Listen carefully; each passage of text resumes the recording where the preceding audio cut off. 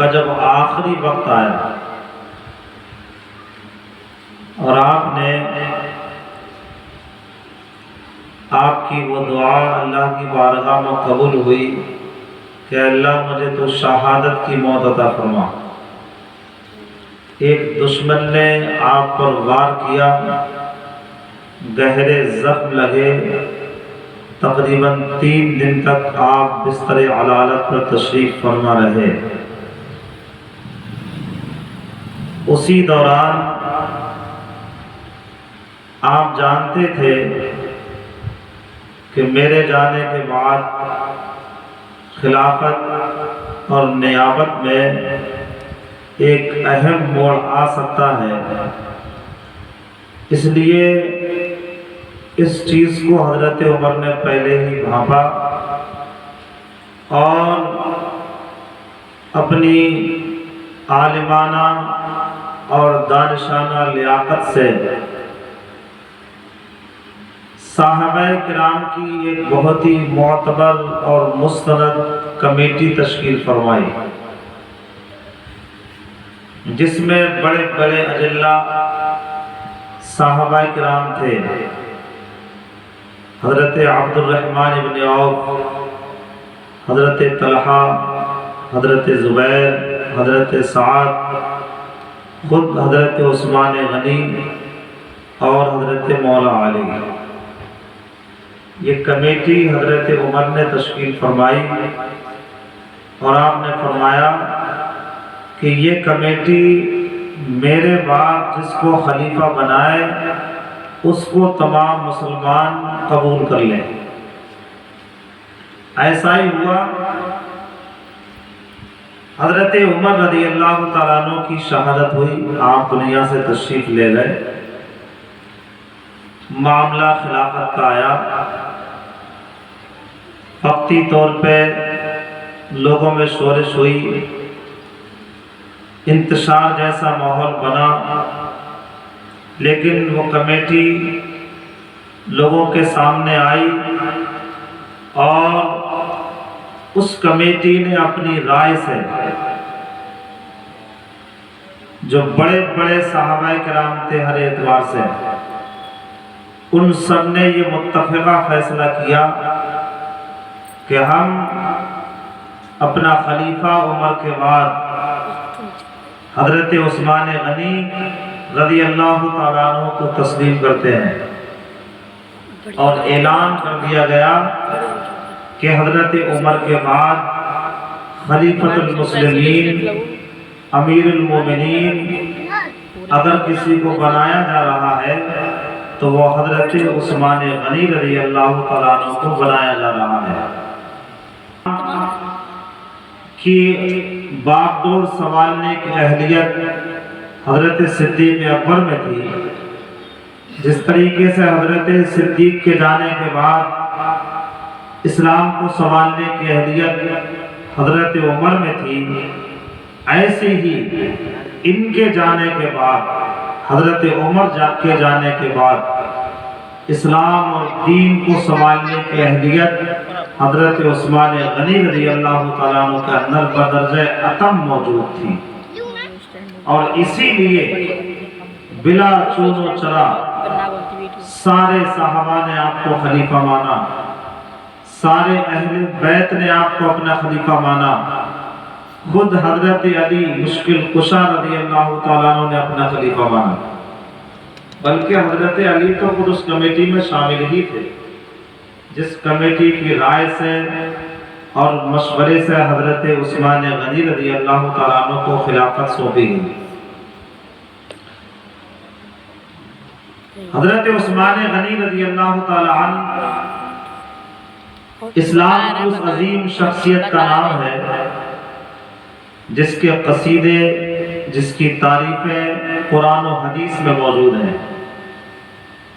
قرآن میں بھی کہیں کہیں اجمالاً، کہیں تفصیلاً حضرت عثمان غنی رضی اللہ تعالیٰ عنہ کا ذکر ہے،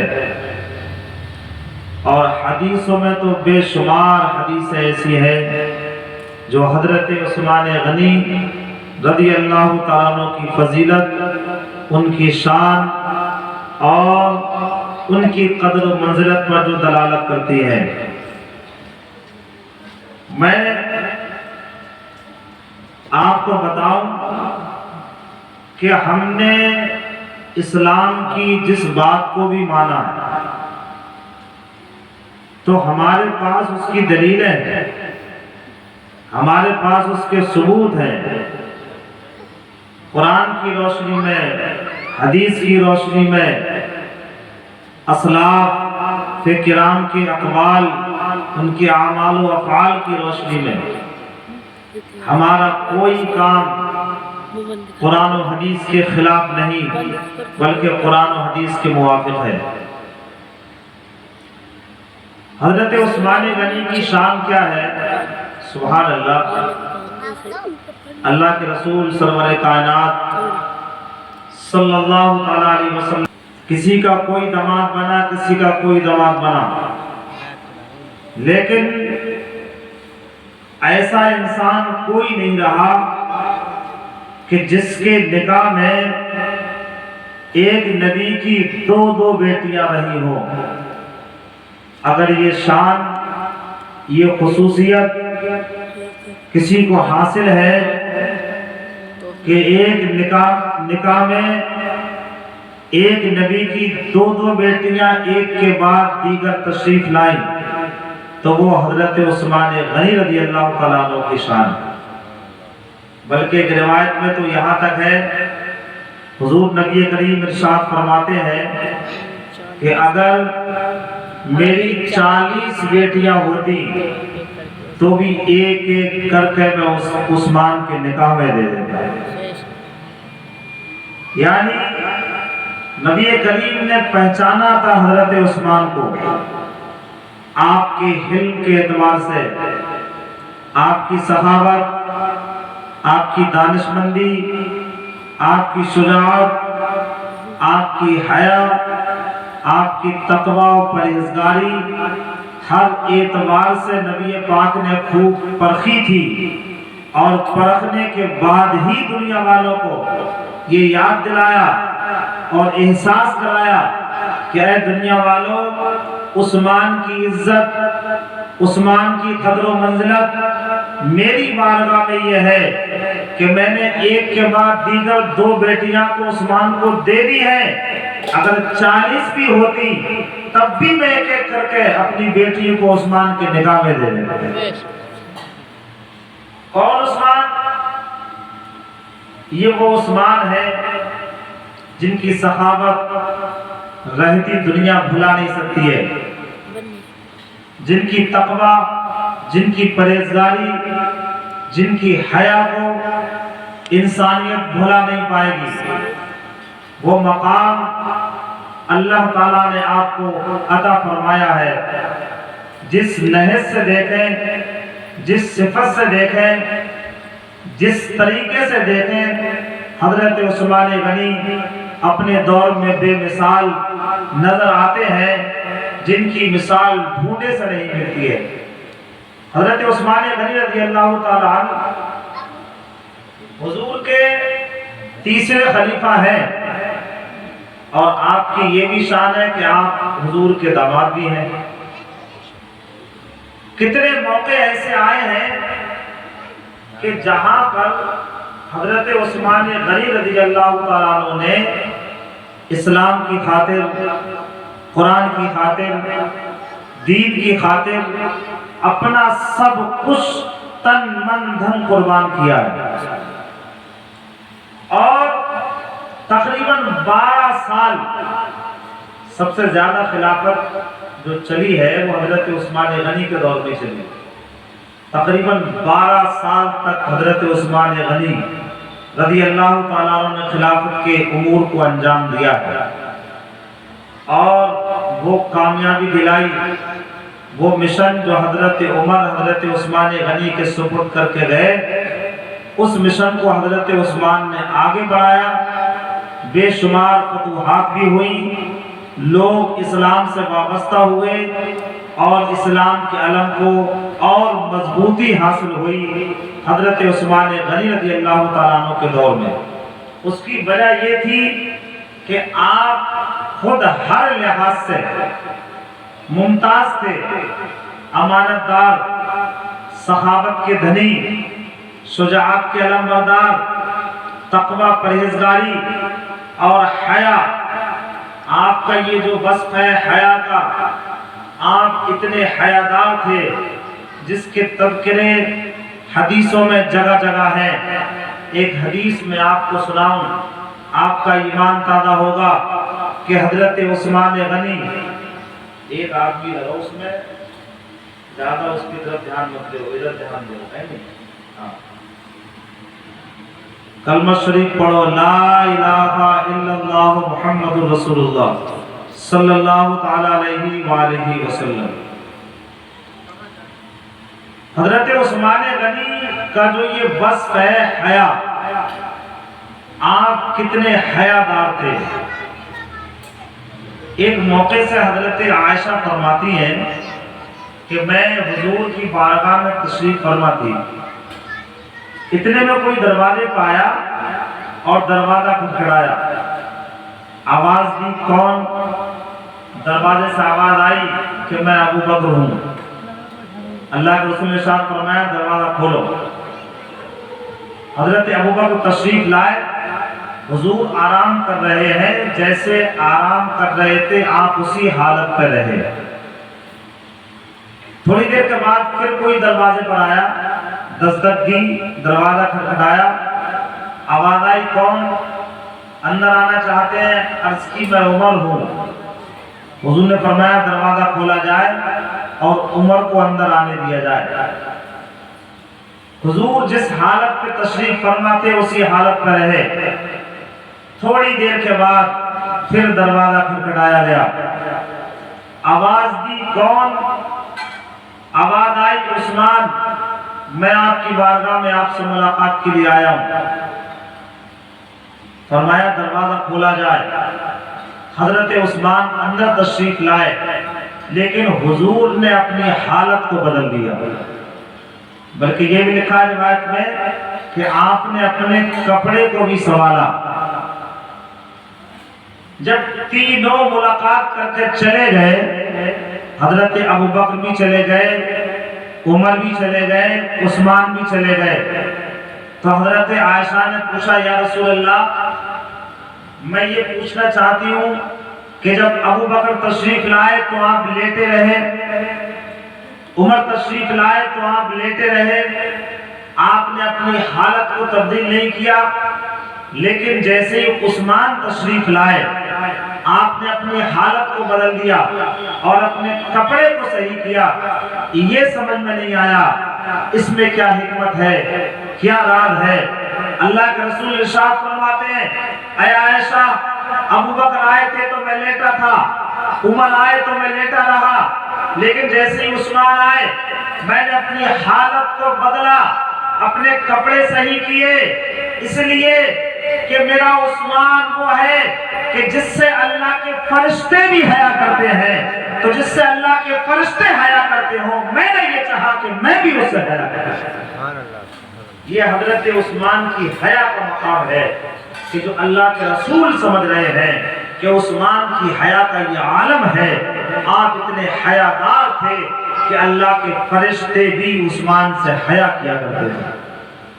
اچھا، یہ ہم جو سن رہے ہیں حدیث یا قرآن یا واقعات، ان سے ہم کو نصیحت بھی لینا چاہیے، خالی سننے سے بھی کام نہیں چلے گا۔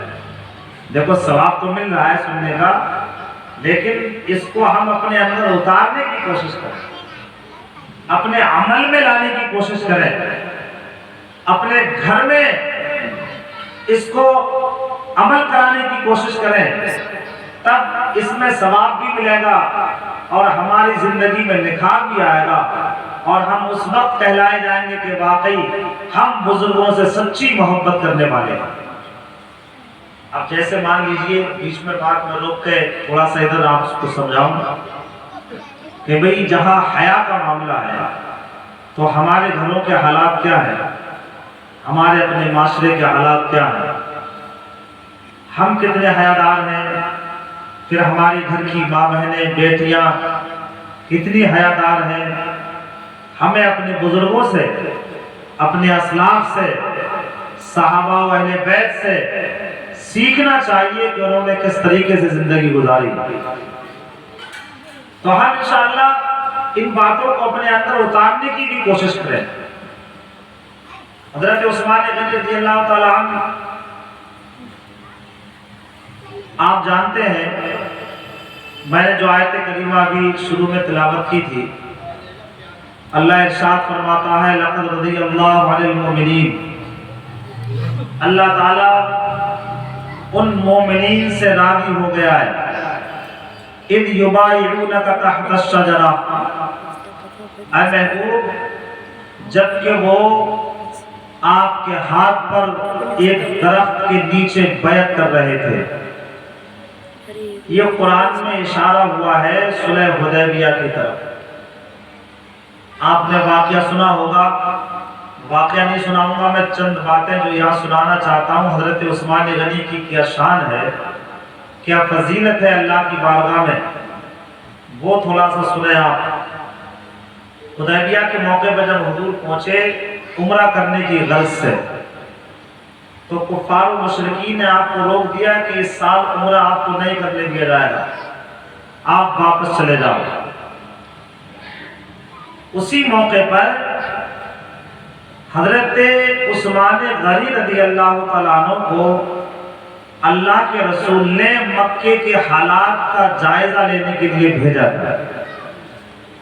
آپ کو اس لیے بھیجا گیا، آپ کی رشتہ داریاں تھیں، آپ ایک بڑے خاندان سے تعلق رکھتے تھے، امیر کبیر آدمی تھے، آپ سے لوگ ڈرتے بھی تھے، بات مانی جاتی تھی عثمان غنی کی۔ تو حضور نے مکے کا جائزہ لینے کے لیے حضرت عثمان غنی کو بھیجا۔ سبحان اللہ، عثمان غنی پہنچے، جائزہ لے رہے مکے کا۔ مکے کے کفار نے، مشرکین مکہ نے دیکھا کہ عثمان آئے حالات دیکھنے کے لیے۔ کفار و مشرکین نے کہا عثمان اس سال ہم تمہارے نبی کو عمرہ نہیں کرنے دیں گے، مسجد حرام میں داخل نہیں ہونے دیں گے، واپس چلے جائیں، لیکن اگر تم آ گئے ہو تو تمہارے لیے اجازت ہے کہ تم کعبہ شریف کا طواف کرو، صفا مروا کی سعی کرنا چاہو تو کر لو، مقام ابراہیم پر نماز پڑھنا چاہو تو پڑھ لو، حجر اسود کو بوسہ دینا چاہو تو دے لو، لیکن کسی اور کو اجازت نہیں دی جائے گی۔ تاریخوں میں لکھا ہے، سیرت کی کتابوں میں لکھا ہے کہ حضرت عثمان غنی رضی اللہ تعالیٰ عنہ نے ارشاد فرمایا تھا، اے مکے کے لوگوں، اے کفار و مشرکین، یہ بات الگ ہے کہ تمہاری میری رشتہ داریاں ہیں، تم میرے رشتہ دار ہو، میں تمہارا رشتہ دار ہوں، یہ سب اپنی جگہ ہے، اور میں یہ بھی دیکھ رہا ہوں کہ کعبہ میرے سامنے ہے، مسجد حرام میرے سامنے ہے، صفا مروہ میرے سامنے ہے، مقام ابراہیم میرے سامنے ہے، حجر اسود میرے سامنے ہے، لیکن کان کھول کے سن لو، عثمان اس وقت تک عمرہ نہیں کرے گا جب تک کہ آگے آگے مصطفیٰ نہ ہوں گے اور پیچھے پیچھے عثمان نہیں۔ تم یہ سمجھ رہے ہو کہ میں نبی کو چھوڑ کر عمرہ کر لوں گا، میں نبی کو چھوڑ کے طواف کروں گا، یہ کبھی بھی نہیں ہو سکتا ہے۔ تو حضرت عثمان غنی رضی اللہ تعالیٰ عنہ کی یہ محبت ہے حضور پاک سے۔ کعبہ سامنے ہے، ساری چیزیں سامنے ہیں، صفا مروہ سامنے، آپ وہاں موجود ہیں، آپ کو اجازت بھی مل رہی ہے، لیکن فرمایا کہ نہیں، جب میرے نبی نہیں تشریف لا رہے ہیں تو میں بھی عمرہ نہیں کروں گا۔ اور ادھر کسی نے غلط خبر پہنچا دی کہ حضرت عثمان غنی کو شہید کر دیا گیا۔ حدیبیہ کے موقع پر جہاں حضور پڑاؤ ڈالے ہوئے تھے، جب یہ خبر وہاں پہنچی تو مسلمانوں کے خون ابل پڑے، جوش مارنے لگے، اور اسی موقع سے نبی کریم سرور کائنات صلی اللہ علیہ وسلم نے صحابہ سے بیعت لی تھی۔ بیعت تو پہلے بھی ہو چکی تھی، لیکن لکھا ہے مورخین نے کہ خون عثمان کی بھی بیعت لی گئی تھی کہ اے لوگوں، ہم عثمان کے خون کا بدلہ لیں گے اگر عثمان شہید کر دیے گئے ہیں۔ سارے صحابہ نے ایک کے بعد ایک اس طریقے سے ہاتھوں کا رکھا تھا اور حضور سے بیعت لے رہے تھے۔ اسی موقع پر آخر میں نبی کریم نے اپنے ہاتھ کو اپنے دوسرے ہاتھ پر رکھا اور ارشاد فرمایا، اے لوگوں، اے جانسارو، یہاں عثمان موجود نہیں ہے لیکن عثمان کی بیعت میں خود لے رہا ہوں۔ یہ ہاتھ عثمان کا ہاتھ ہے، عثمان کا ہاتھ ہے، میں عثمان کی بیعت لے رہا ہوں۔ یہ وہ مقام ہے جو حدیبیہ کے موقع پہ اللہ کے رسول سرور کائنات نے حضرت عثمان غنی کو عطا فرمایا اور اسی واقعہ کو، اسی منظر کو اللہ تعالیٰ نے قرآن میں نازل فرمایا اور یوں ارشاد کیا گیا، لقد رضی اللہ عن المؤمنین اذ یبایعونک تحت الشجرہ۔ اے دنیا والو، وہ حدیبیہ کے مقام کو یاد کرو، وہاں ایک درخت تھا، اس درخت کے نیچے جتنے مسلمانوں نے، جتنے مومنین نے بیعت کی ہے، اللہ تعالیٰ ان سب سے راضی ہو چکا ہے۔ کتنا بڑا مقام ہے۔ حضرت عثمان کہاں ہے کہ نہیں موجود نہیں ہے، لیکن حضور نے اپنا ہاتھ رکھا اور کہا کہ یہ عثمان کا ہاتھ ہے، یہ عثمان کی طرف سے بیعت ہے اور جنت کا مژدہ، اللہ کی رضا کا مژدہ سنایا جا رہا ہے۔ اے مومنو، اے جانسارو، تم نے اللہ کے نبی کی بیعت لی ہے، تم اللہ کے رسول کے ساتھ میں ہو تو تمہیں یہ انعام مل رہا ہے کہ اللہ تم سب سے راضی ہے۔ تو یہ حضرت عثمان غنی کا مقام ہے اللہ کی بارگاہ میں، رسول پاک کی بارگاہ میں۔ اور آگے بڑھے ہم دیکھیں حضرت عثمان غنی رضی اللہ تعالیٰ عنہ نے کس طریقے سے مسلمانوں کا ساتھ دیا، اسلام کا ساتھ دیا اور حضور سے کتنی محبت فرماتے تھے۔ سبحان اللہ۔ اچھا، اللہ تعالیٰ نے آپ کو امیری عطا فرمائی تھی، مالداری عطا فرمائی تھی اور مالداری کے ساتھ ساتھ میں آپ کو بہت بڑا سخی بنایا تھا۔ صحابت کے سردار کہے جاتے ہیں حضرت عثمان غنی رضی اللہ تعالیٰ۔ جنت البقیع ہے، جن لوگوں نے دیکھا ہے مزار شریف کی بالکل سامنے ہی ہے جنت البقیع قبرستان۔ اب تو بہت بڑا ہے، پہلے جگہ کم تھی، پھر ضرورت پڑی تو اور خریدی گئی، لیکن اس میں کچھ حصہ وہ بھی ہے جو حضرت عثمان غنی نے خریدا تھا۔ سبحان اللہ۔ اور یہ واقعہ اتنا پیارا ہے کہ آپ کا ایمان تازہ بنے۔ حضرت عثمان غنی نے کیسے کیسے کام کیے ہیں کہ اللہ کے رسول بہت خوش ہو جایا کرتے تھے اپنے عثمان سے۔ ایک مرتبہ جنت البقیع کا کچھ حصہ ایک یہودی کا تھا، تو اللہ کے رسول نے ایک موقع سے ارشاد فرمایا حضرت عثمان غنی سے، عثمان فلاں جگہ یہودی کی ہے، دیکھ کر آؤ، بڑی اچھی جگہ ہے، بڑی اچھی جگہ ہے۔ تو حضرت عثمان غنی رضی اللہ تعالیٰ تشریف لے گئے اور دیکھ کے آئے، تو دیکھنے ہی نہیں گئے بلکہ اس کو خرید کے ہی آ گئے۔ جب حضور کی بارگاہ میں تشریف لائے، حضور نے ارشاد فرمایا عثمان کو جگہ دیکھ آئے جو فلاں یہودی کی ہے، بڑی اچھی لگتی ہے وہ جگہ، بڑی خوبصورت ہے وہ جگہ۔ تو حضرت عثمان نے عرض کی تھی، یا رسول اللہ، میں صرف دیکھ کے نہیں آیا بلکہ خرید کے آ رہا ہوں۔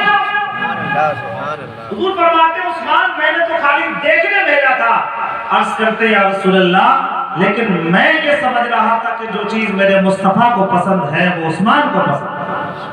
میں نے آپ کی رضا کی خاطر میں نے یہ سوچا کہ میرے نبی کو وہ جگہ بھا گئی ہے، جب پسند آ گئی ہے، اے عثمان تو یہ موقع بھی چھوٹنا نہیں چاہیے۔ حضرت عثمان نے وہ جگہ بھی خریدی۔ اچھا، یہاں سے ایک بات میں آپ کو اور بتاؤں کہ اہل بیت اطہار خود حضرت فاطمہ رضی اللہ تعالیٰ عنہ، حضرت حسن رضی اللہ تعالیٰ عنہ اسی جنت البقیع میں مدفون ہے۔ کتنا گہرا رشتہ ہے۔ جو زمین حضرت عثمان غنی کے پیسے سے خریدی گئی تھی، اگر ان میں آپس میں کوئی دشمنی ہوتی، کوئی نفرت ہوتی، تو کوئی کہہ دیتا کہ نہیں، حضرت فاطمہ کو یہاں دفن نہیں کیا جائے گا، حضرت حسن کو یہاں دفن نہیں کیا جائے گا اس لیے کہ عثمان نے قتل کیا جائے، لیکن ان میں کوئی نفرت تھی نہیں، ان میں کوئی دشمنی آپس میں تھی نہیں، وہ تو بڑے پیار اور محبت کے ساتھ رہتے تھے اور سب نے مل جل کر نبی کے مشن کو آگے بڑھایا، چاہے اہل بیت کے اطہار ہوں چاہے صحابہ کرام۔ اور چلے آپ حضرت عثمان غنی رضی اللہ تعالیٰ عنہ، سبحان اللہ، میں نے آپ کو یہ سنایا بھی ہے لیکن ایمان کی تازگی کے لیے آپ اور سن لیں۔ ایک روایت میں ہے کہ حضرت عثمان غنی رضی اللہ تعالیٰ عنہ نے، راوی بیان کرتے ہیں کہ دو مرتبہ جنت کو خریدا ہے، سبحان اللہ، دو مرتبہ جنت کو خریدا۔ کیسے؟ ایک مرتبہ تو جب غزوہ تبوک کے لیے حضور تیاری کر رہے تھے، جنگ تبوک جو ہوئی ہے اس کی تیاری جب ہو رہی تھی تو اس وقت مسلمانوں کی مالی حالات بہت کمزور تھے، جنگ لڑنے کے لیے ساز و سامان بھی نہیں تھے، تو اس موقع سے حضور جب لشکر کی تیاری کر رہے تھے تو آپ نے تمام صحابہ کرام کے درمیان میں اعلان فرمایا کہ لاؤ اسلام کی خاطر کچھ چندہ اکٹھا کیا جائے، سبحان اللہ۔ اچھا اسی لیے ایک بات میں یہاں پر کہہ دوں کہ چندہ وندہ جب ہوا کرے مسجد یا مدرسے کا تو برا بدوانے دو، ہے نہیں؟ ہمارے دین اسلام کا کام پہلے سے ہی چندے سے ہوتا ہے، اور جو لوگ کرتے ہیں ان کو بری طرح سے مت دے گا بولو۔ ہاں اگر کوئی آدمی واقعی غلط ہے جس کے بارے میں آپ کو یقین ہے تو وہ غلط ہے، لیکن سب غلط نہیں ہو سکتے۔ تو کبھی کبھی چندہ کرنے والے ہیں ان کے تعلق سے یہ گمان کر لیا کرو یہ تو مصطفیٰ کی سنت کو ادا کر رہے ہیں۔ کس نے اعلان کیا تھا غزوہ تبوک کے موقع پر؟ حضور اعلان کر رہے ہیں کہ لاؤ تھوڑا تھوڑا مال جمع کرو تاکہ اس سے جنگ کے اسباب، جنگ کے ساز و سامان خرید لیے جائیں۔ تو سب نے اپنی اپنی حیثیت کے مطابق کسی نہ کچھ پیش کیا، لیکن اللہ کے رسول نے ارشاد فرمایا کہ لاؤ مال پیش کرو۔ حضرت عثمان کھڑے ہوئے، یا رسول اللہ میں 100 اونٹ مع ساز و سامان کے اسلام کے لیے پیش کر رہا ہوں، خالی اونٹ نہیں بلکہ جو ضرورت ہونا چاہیے فوجی کے لیے، مع ساز و سامان 100 اونٹ ادا کیے۔ دائرین کرتے ہیں کہ حضور نے پھر اعلان کر دیا، تھوڑی دیر کے بعد دیکھا کوئی کھڑا نہیں ہو رہا ہے تو حضرت عثمان، بلکہ یہ بھی لکھا ہے روایت میں کہ حضرت عثمان اپنا گریبان پکڑ لیا کرتے تھے، عثمان یہ دولت تیری کب کام آئے گی؟ آج اسلام کو ضرورت ہے، اس دولت کو اکٹھا مت کر بلکہ پھر سے کھڑا ہو جا۔ عثمان پھر کھڑے ہو گئے، یا رسول اللہ 100 اونٹ پھر سے میری طرف سے۔ پھر آواز آئی لشکر میں کہ لاؤ پھر سے پیش کرو۔ پھر حضرت عثمان اپنے گلے کو پکڑ رہے ہیں، گویا کہ اپنے آپ کو جھنجھوڑتے ہوں گے، اے عثمان مال اکٹھے کرنے کی ضرورت نہیں ہے بلکہ اسلام کے لیے ضرورت ہے تو اپنے مال کو پھر سے پیش کر دے۔ تاریخ میں لکھا ہے کہ حضرت عثمان غنی نے تقریباً 100 اونٹ پھر سے پیش کیے، مع سال سامان، یا رسول اللہ یہ میں پھر سے اونٹ 100 آپ کی بارگاہ میں پیش کروں۔ پھر اعلان ہوا، باقی لکھا ہے کہ تقریباً آپ نے 1000 جانور غزوہ تبوک کے موقع پر پیش کیے تھے حضور کی بارگاہ میں۔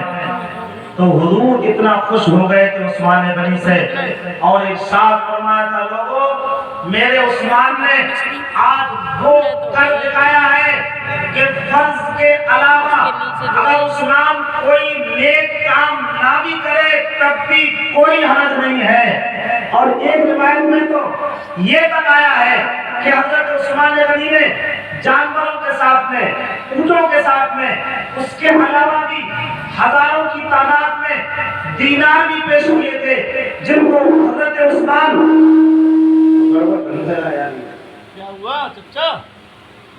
बहुत बढ़िया बोलिया तो नजर बनी तो गई यार शुरू में तारीफ कर दी बोला यार नजर लग गई मिर्चों से उतार दे नजर इसकी कलमा शरीफ पढ़ो ला इलाहा इल्लल्लाह मुहम्मदुर रसूलुल्लाह सल्लल्लाहु तआला अलैहि व आलिहि वसल्लम। चलो सही मजाक कोई बात नहीं हो जाता है। बात समझ आ रही है। एक रिवायत में ये भी है कि हजरत उस्मान गनी कई हजार दीनार अपनी आस्तीन में छुपा के लाए और हुजूर कहते थे कि लाओ चंदा पेश करो तो लाके हुजूर के दामन में डाल दिया। अब हुजूर उन दीनारों को लौट पोट कर रहे और मुस्कुराते जाते थे सुभान अल्लाह। और उस मौके से भी हुजूर ने इरशाद फरमाया ऐ लोगों कान खोल कर सुनो। बल्कि उस रिवायत में तो ये भी है कि उस्मान नफली काम ना करें और अगर कोई ऐसा काम भी हो जाए उस्मान से जो अल्लाह को ना पसंद हो फिर भी उस्मान के लिए कोई हर्ज नहीं। ये हजरत उस्मान गनी की वो कुर्बानी है। कुरान बयान करते हैं कि एक मौका तो ये है कि जिस मौके पर हजरत उस्मान गनी रज़ी अल्लाह तआला अन्हु ने अल्लाह से जन्नत को खरीदा है। अच्छा वाकई कैसी कुर्बानी पेश की हो और हुजूर कितना खुश हुए होंगे उस मौके पर कि जब इस्लाम को बहुत सख्त जरूरत थी। बल्कि जो लश्कर है उसको जैश उसरा कहा जाता है। ग़ज़वे तबूक के मौके पर जो लश्कर तैयार किया उसको जैश उसरा का नाम दिया गया है। तंग दस्ती वाला लश्कर, कमजोर हालत वाला लश्कर, लेकिन हजरत उस्मान गनी ने बढ़ चढ़ के इस्लाम के लिए ताबन किया है। ये वो कुर्बानियां हैं हजरत उस्मान गनी की जो इस्लाम के लिए आपने पेश की है, जो दीन के लिए पेश की है। हमें भी अल्लाह जब तौफीक दे आपको, मुझे, हम सबको, हमारे मुसलमान भाइयों को जब कभी भी इस्लाम की जरूरत पड़े, दीन के लिए कहीं जरूरत पड़े, मस्जिद और मदरसों की जरूरत पड़े, किसी भले काम के लिए जरूरत पड़े और अल्लाह ने आपको तौफीक दी है तो ये मत देखो कौन क्या कर रहा है, कौन कितना कर रहा है, बल्कि अल्लाह की रज़ा के लिए दिल में नियत कर लो। कोई देखे ना देखे, कोई करे ना करे, कोई सुने ना सुने, बल्कि हम जो भी कर रहे हैं वो अल्लाह की रज़ा के लिए कर रहे हैं। जैसे बहुत से लोग ये देखते हैं ना कि अरे उसने तो इतने दिए तो मैं इतने क्यों दूंगा। नहीं, जब चंदा होता है कभी कभी मस्जिद का या मदरसे का तो लोग देख रहे हैं उसने इतने दिए तो मैं इतने क्यों दूंगा। लेकिन हमें अपनों से बड़ों को देखना चाहिए। दीन के मामले में अच्छी चीजों में उसको देखो जो तुमसे ज्यादा आगे है कि उसने क्या किया है, उसको देख के अमल करने की कोशिश करो। ऐसी मर्तबा और जब मक्के से मुसलमान हिजरत करके मदीने पहुंचे तो पानी की किल्लत थी, सब जानते हैं। आज भी हालांकि बहुत बड़ा इंतजाम है पानी का, लेकिन जैसे हमारे यहाँ नलों में पानी निकलता है आज भी बहुत सी जगहों पे नहीं निकलता है। जब मक्के से हिजरत करके मुसलमान मदीने पहुंचे तो एक कुआं है जिसको बेर रूमा कहा जाता है। अब उसको बेर उस्मान के नाम से भी लोग जानते हैं। जो हाजी उमरा करने वाले जाते हैं वो देख के आते हैं। तकरीबन मदीने शरीफ से 4 किलोमीटर के एरिया में है वो। तो ये कुआं एक यहूदी का कुआं था। ये कुआं एक यहूदी का कुआं था और मुसलमानों को पानी की दिक्कत हुआ करती थी। मुसलमान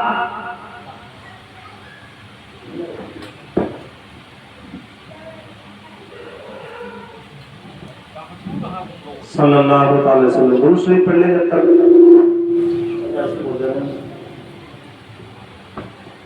कलमा शरीफ पढ़ लीजिए ला इलाहा इल्लल्लाह मुहम्मदुर रसूलुल्लाह सल्लल्लाहु अलैहि व आलिहि वसल्लम।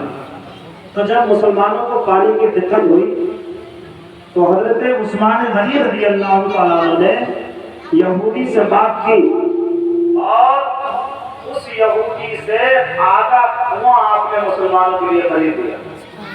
12,000 दिरहम का खरीदा था हजरत उस्मान गनी ने आधा कुआं।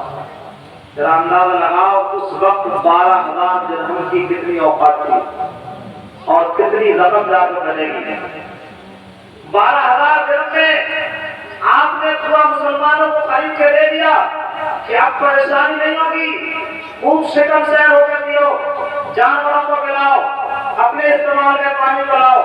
اللہ کے رسول خوش ہو گئے، مسلمان خوش ہو گئے کہ عثمان نے اتنا بڑا کام کیا ہے۔ لیکن تاریخوں میں لکھا ہے کہ پھر بھی اس پوائنٹ سے دقت رہی، کیونکہ ایک دن پانی بھرتے تھے مسلمان، ایک دن مسلمان پانی بھرتے تھے اور ایک دن یہودی پانی پیشہ کرتا تھا، مسلمانوں کو دقت ہوتی تھی۔ ارے ایسے ہی لگ جائے گا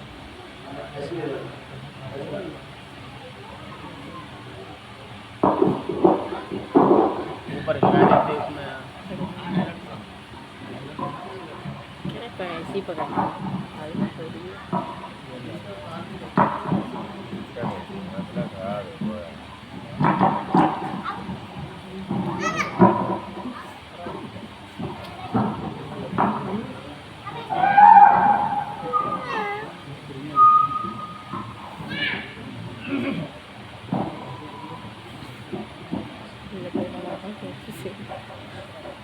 کلمہ شریف پڑھیں، لا الہ الا اللہ محمد رسول اللہ صلی اللہ علیہ وآلہ وسلم۔ درود شریف پڑھ لیجیے صلی اللہ علیہ وآلہ وسلم۔ میں سنا تھا کہ پھر بھی دقت رہی مسلمانوں کو، اور یہودی بھی اس بات سے چڑھتا تھا کہ ایک دن مسلمان پیتے پانی میرا نقصان ہوتا ہے۔ تو حضرت عثمان غنی پھر سے پہنچ گیا اس یہودی کے پاس اور باقی کا حصہ بھی ان کا خرید لیا اور مسلمانوں پر وقف کر دیا۔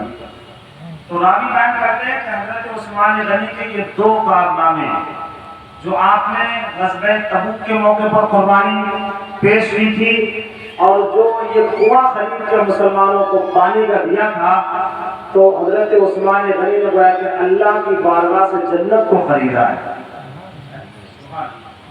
اور یہ تو ایک عام راوی کا بیان ہے، خود حضور ارشاد فرماتے تھے ایک موقع سے حضرت عثمان غنی کی طرف اشارہ کر کے ارشاد فرمایا، صحابہ کرام موجود ہیں، جان صاحب موجود ہیں، ارشاد فرمایا کہ لوگوں یہ جو آدمی جا رہا ہے یہ جنتی ہے، یہ جو آدمی جا رہا ہے یہ کون ہے؟ یہ جنتی ہے۔ تو لوگوں نے دیکھا کہ وہ کوئی اور نہیں تھے بلکہ حضرت عثمان غنی تھے۔ اس جماعت میں شامل ہیں حضرت عثمان غنی سورہ مبشرہ میں اللہ کہتے ہیں وہ 10 جن کو جنت کا مزہ ملا، اس مبارک جماعت پہ لاکھوں سلام۔ میرے مصطفیٰ نے جیتے جی جن کو جنت کی خوشخبری دی ہے، اس میں بھی حضرت عثمان غنی شامل ہے۔ فرمایا یہ جو جا رہے ہیں انہیں دیکھ لو یہ کون ہے؟ یہ جنتی ہے۔ جیتے جی حضور بتا رہے ہیں کہ جنتی ہے، تو دیکھا کہ کون ہے؟ تو دیکھا کہ وہ حضرت عثمان غنی ہے۔ سبحان اللہ۔ یہ حضرت عثمان غنی رضی اللہ تعالیٰ عنہ کی شان جو میں نے آپ کے سامنے قرآن و حدیث کی روشنی میں بیان کی ہے۔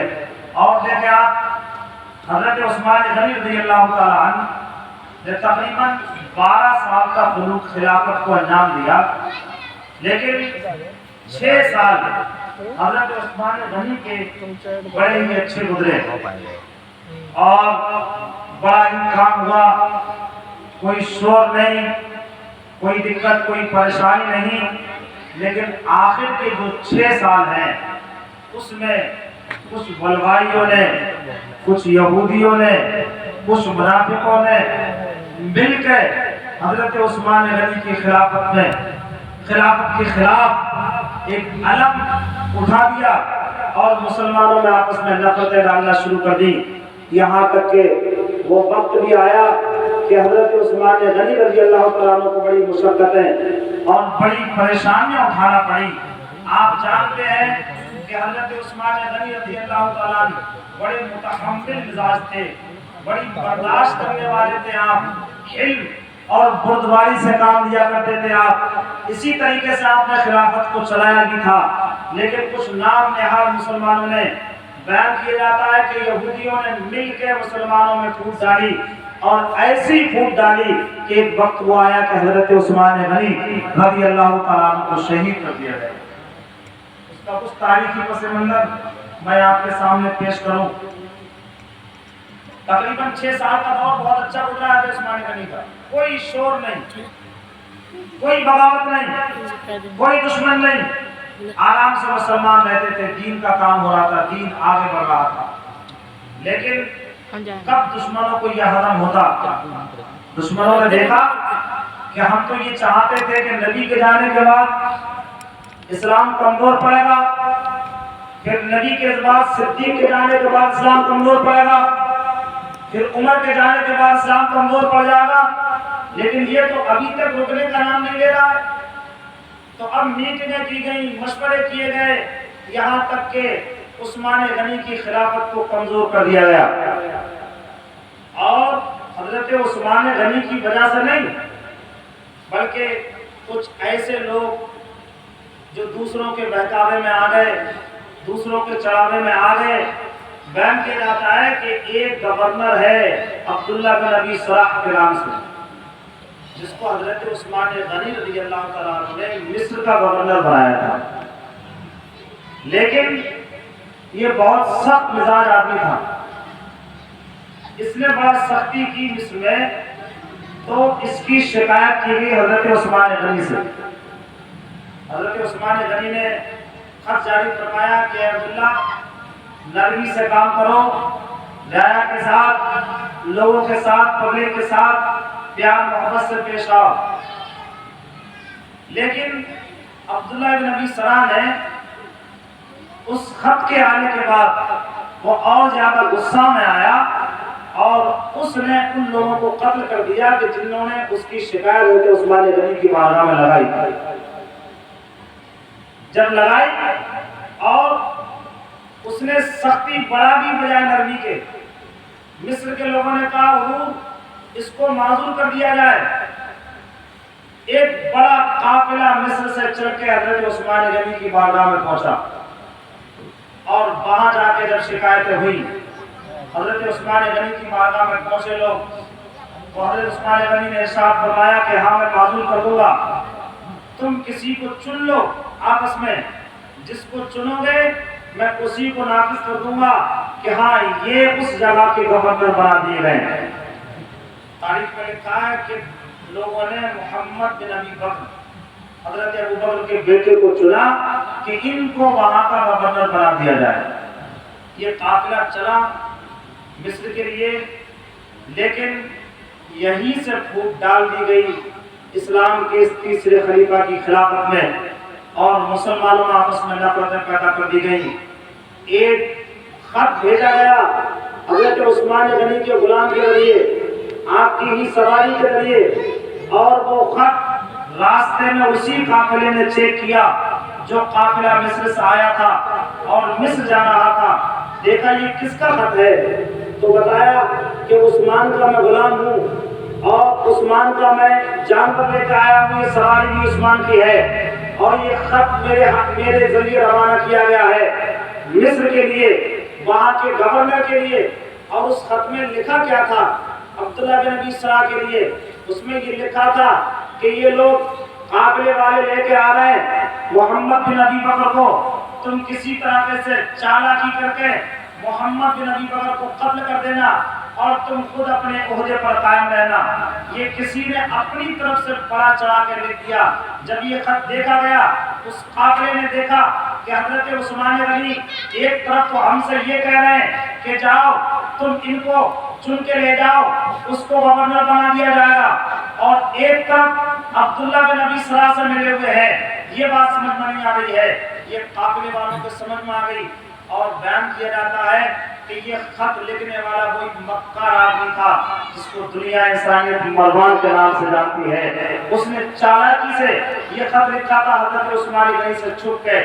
جب وہ قافلے کے ہاتھ یہ خط لگا، پورا قافلہ واپس آ گیا کہ عثمان تو دونوں طرف چل رہے ہیں۔ حالانکہ حضرت عثمان غنی کو پتا بھی نہیں تھا کہ کون سا میرا غلام گیا ہے، کون سی میری سواری گئی ہے، اور کون سا خط ہے جو مصر کے لیے روانہ کیا گیا ہے۔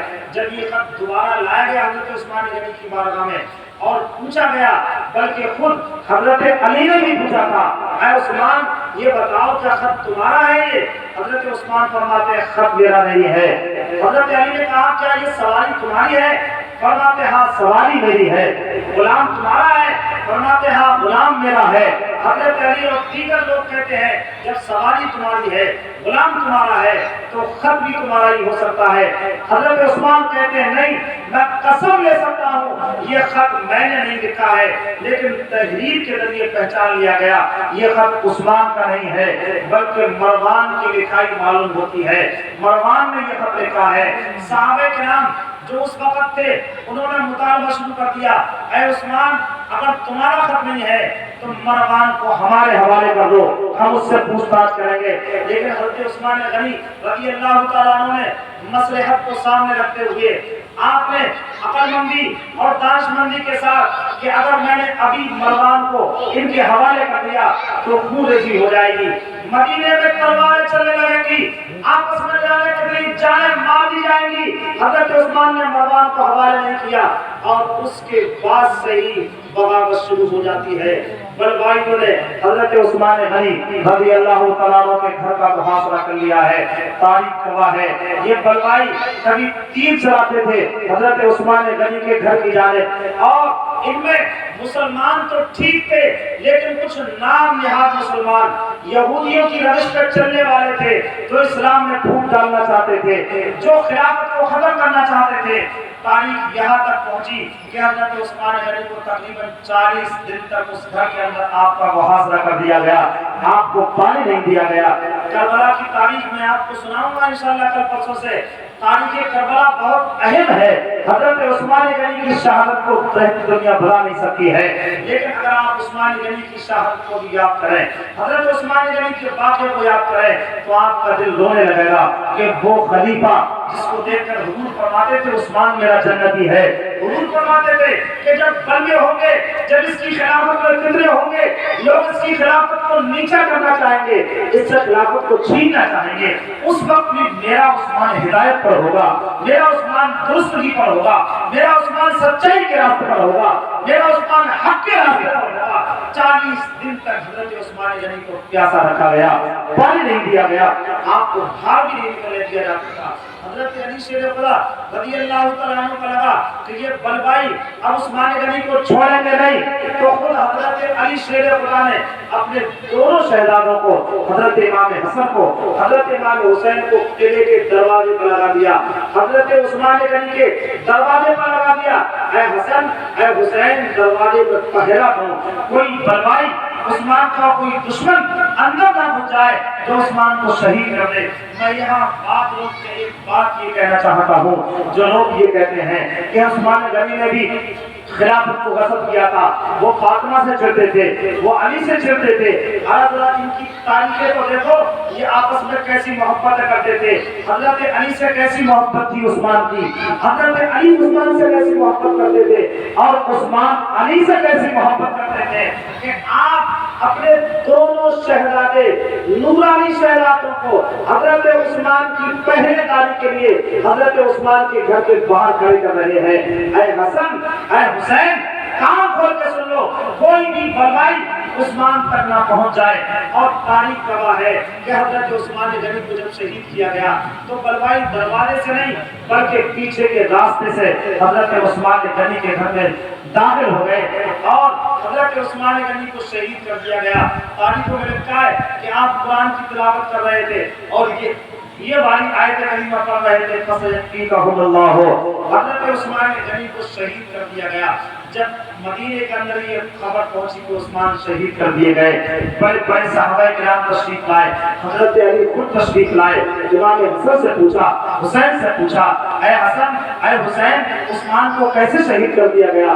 تمہیں تو میں نے دروازے پہ لگایا تھا پہرے داری کے لیے. حضرت حسین فرماتے ہیں ابا جان. حسین عرض کرتے ہیں اے علی مشکل کشا، اس دروازے سے کوئی بلوائی نہیں گھسا ہے، ہمیں دیکھ کر کوئی بھی اندر نہیں گیا ہے، کسی اور راستے سے بلوائی گھر کے اندر گھس گئے اور انہوں نے حضرت عثمان غنی کو شہید کر دیا. اس موقع پر حضرت علی مشکل کشا اتنے غصے میں تھے کہ آپ نے نصیحت کے لیے دونوں شہزادوں کو ایک ایک تماچا بھی لگایا تھا، ارشاد فرمایا تھا اے حسن اے حسین تمہاری موجودگی میں، تمہاری پہرے داری میں عثمان کو کیسے شہید کر دیا گیا؟ لیکن دونوں شہزادوں نے کہا تھا اے ابا جان ہماری طرف سے کوئی بلوائی اس قلعے کے اندر داخل نہیں ہوا ہے۔ تو یہ وہ تعریف تھی حضرت عثمان غنی رضی اللہ عنہ کو، جنہوں نے 12 سال تک خلافت کے امور کو انجام دیا، بڑی محنت کے ساتھ، بڑی مشقت کے ساتھ، بڑی جانشانی کے ساتھ، بڑی غیرت اور بردباری کے ساتھ، اور وہ مشن جو عمر حضرت عثمان غنی کو سونپ گئے تھے ہو بہو اس کو آگے بڑھاتے گئے، دین آگے بڑھایا۔ اسی موقع پر جب بلوائی آپ کے قلعے کا محاصرہ کیے ہوئے تھے، آپ امیر آدمی تو تھے، آپ سب جانتے ہیں، ہزاروں کی تعداد میں آپ کے غلام رہا کرتے تھے، بڑے بڑے ماہر تھے، جنگجو تھے۔ سارے غلاموں نے اکٹھا ہو کر کہا تھا اے عثمان اگر آپ اجازت دے دیں تو ہم ان سے جنگ لڑ لیں، ان بلوائیوں کا ہم مقابلہ کر لیں، ان کو ہم چھوڑیں گے نہیں۔ لیکن حضرت عثمان غنی نے ارشاد فرمایا تھا اے لوگوں میرے غلاموں، آج میں نے تم سب کو آزاد کر دیا ہے، لیکن میں یہ نہیں چاہتا ہوں کہ میری وجہ سے مدینے میں خون بہے جائے، میری وجہ سے عورتوں کو بیوہ کر دیا جائے، میری وجہ سے بچوں کو یتیم کر دیا جائے۔ میں اپنی جان دینے کو تیار ہوں، لیکن مدینے میں یہ کبھی برداشت نہیں کر سکتا ہوں کہ میری خاطر خون بہائے جائے۔ اس لیے مجھے اللہ کے رسول کی وہ حدیثیں یاد ہیں، مجھے اللہ کے رسول کی وہ نصیحتیں اور وہ وصیتیں یاد ہیں جب اللہ کے رسول نے ارشاد فرمایا تھا عثمان ایک دور وہ آئے گا جب فتنے ہوں گے، بلوے ہوں گے، اور اس وقت لوگ تمہاری خلافت کی قمیص تم سے اتارنا چاہیں گے، لیکن تم صبر کرنا اور تم اپنی خلافت پر قائم رہنا، تم دین پر قائم رہنا۔ وہ باتیں مجھے نبی کی یاد ہے میرے غلاموں، میں اپنی جان تو دے سکتا ہوں لیکن اپنی خاطر مدینے میں جنگ کرواؤں یہ کبھی نہیں ہو سکتا۔ ایک بڑی فوج تھی غلاموں کی، حضرت عثمان غنی چاہتے تو مقابلہ ہو سکتا تھا، لیکن آپ نے فرمایا کہ نہیں، میرے رسول نے مجھے پہلے ہی کہا تھا عثمان تم شہید کر دیے جاؤ گے، لوگ تم سے خلافت چھیننا چاہیں گے، اس وقت تم صبر کرنا، تم استقامت اور دین پر مضبوطی سے رہنا۔ تو لوگوں میں اپنے نبی کی بات پر عمل کر رہا ہوں اور میں نبی کی خاطر، اللہ و رسول کی خاطر اپنی جان قربان کر رہا ہوں۔ یہ اسلام کا وہ عظیم شہزادہ جو داماد رسول بھی ہے اور خلیفہ نبی بھی ہے، تیسرے دور کا خلیفہ ہے عثمان، لیکن وہ کارہائے نمایاں انجام دیے ہیں حضرت عثمان غنی نے کہ رنگ کی دنیا حضرت عثمان غنی کی قربانیوں کو بھلا نہیں سکتی ہے۔ وہ مشن جو اللہ رسول کی بارگاہ سے صحابہ کو ملا تھا، اس مشن کو ہو بہو آگے بڑھانے میں حضرت عثمان غنی کا بہت اہم کردار رہا ہے۔ تقریباً 82 سال کی عمر میں اور 35 ہجری میں حضرت عثمان غنی رضی اللہ تعالیٰ دنیا سے تشریف لے گئے۔ انا للہ و انا الیہ راجعون۔ یہ حضرت عثمان غنی کے وہ واقعات قرآن و حدیث کی روشنی میں نے آپ کے سامنے پیش کیے۔ اچھا یہاں سے ایک بات میں آپ کو بتاؤں کہ معاملہ کہاں سے نکلا تھا؟ ایک خط جاری کیا گیا، خط کسی اور نے لکھا تھا، نام عثمان غنی کا دے دیا گیا کہ یہ خط کس کا ہے؟ عثمان غنی کا ہے۔ جس خط سے لوگوں میں یہ وہم ہو گیا کہ عثمان نے ایک تو ادھر قافلہ روانہ کیا ہے کہ تم نے جس کو خلیفہ گورنر چنا ہے وہ گورنر ہے، اور موجودہ جو گورنر ہے وہاں عبداللہ بن ابی سرح، اس کے نام سے عثمان خط لکھ رہا ہے کہ تم اپنے عہدے پر قائم رہو۔ تو یہاں پر جن لوگوں نے بغیر تفتیش کے اور بغیر تحقیق کے حضرت عثمان غنی پر الزام لگایا کہ یہ عثمان کا خط ہے، عثمان کی سواری ہے، عثمان کا غلام ہے، اور اسی بدگمانی کی وجہ سے مسلمانوں میں نفرت پیدا ہو گئی۔ تو میں بھی آپ کو مشورہ دے رہا ہوں، کبھی اگر کوئی بیچ کا آدمی کسی کے بارے میں آپ سے کچھ کہے تو بغیر تحقیق اور بغیر تفتیش کے کبھی بھی کسی کے تعلق سے بدگمانی مت کرو، کیونکہ یہ یہودیوں کی چال پہلے سے رہی ہے۔ منافق لوگ چاہتے ہیں کہ ہم بن جائیں، اور وہ لوگ اپنے مشن میں کامیاب ہو گئے۔ بلکہ ایک نام اور آتا ہے یہودی عبداللہ بن سبا، یہودی تھا، اور اس کا بھی بڑا کارنامہ ہے مسلمانوں کو توڑنے میں، یہ گروہ کرنے میں، جنگ لڑوانے میں، خود حضرت عثمان غنی کی خلافت کو ختم کروانے میں۔ یہ بہت زمانے تک تو مسلمان بن کے رہا ہے مسلمانوں کے ساتھ میں، صرف اس لیے کہ مسلمانوں کو کمزور کر دے، اور کہیں نہ کہیں اس کو کامیابی ملی اور مسلمانوں میں دو گروہ ہو گئے۔ اور صحیح پوچھو تو یہی سے کربلا کی بنیاد رکھی گئی، کیونکہ معاملہ یہ بن گیا کہ عثمان غنی کے بعد دو گروہ ہو گئے، ایک شور بپا ہو گیا کہ اب کون خلیفہ بنے گا، تو حضرت علی مشکل کشا آگے بڑھے اور آپ نے اعلان کر دیا کہ اب خلافت کوئی اور نہیں سنبھالے گا بلکہ میں سنبھالوں گا۔ اور ادھر کچھ لوگوں نے حضرت امیر معاویہ کے پاس جا کے بڑا چڑھا کے باتیں پیش کر دی حضرت علی شیر خدا کے تعلق سے، کہ وہ تو ایسے کہہ رہے ہیں، وہ تو ایسے کہہ رہے ہیں۔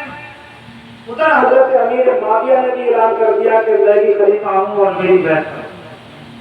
معاملہ یہاں سے بگڑا، لیکن اللہ کے رسول کے چوتھے خلیفہ حضرت علی شیر خدا نے جب اعلان فرمایا کہ میں خلیفہ ہوں اور میری بیعت کی جائے، تو جوق در جوق لوگ آتے گئے اور حضرت علی شیر خدا رضی اللہ تعالیٰ عنہ کے ہاتھ پر بیعت کرتے گئے۔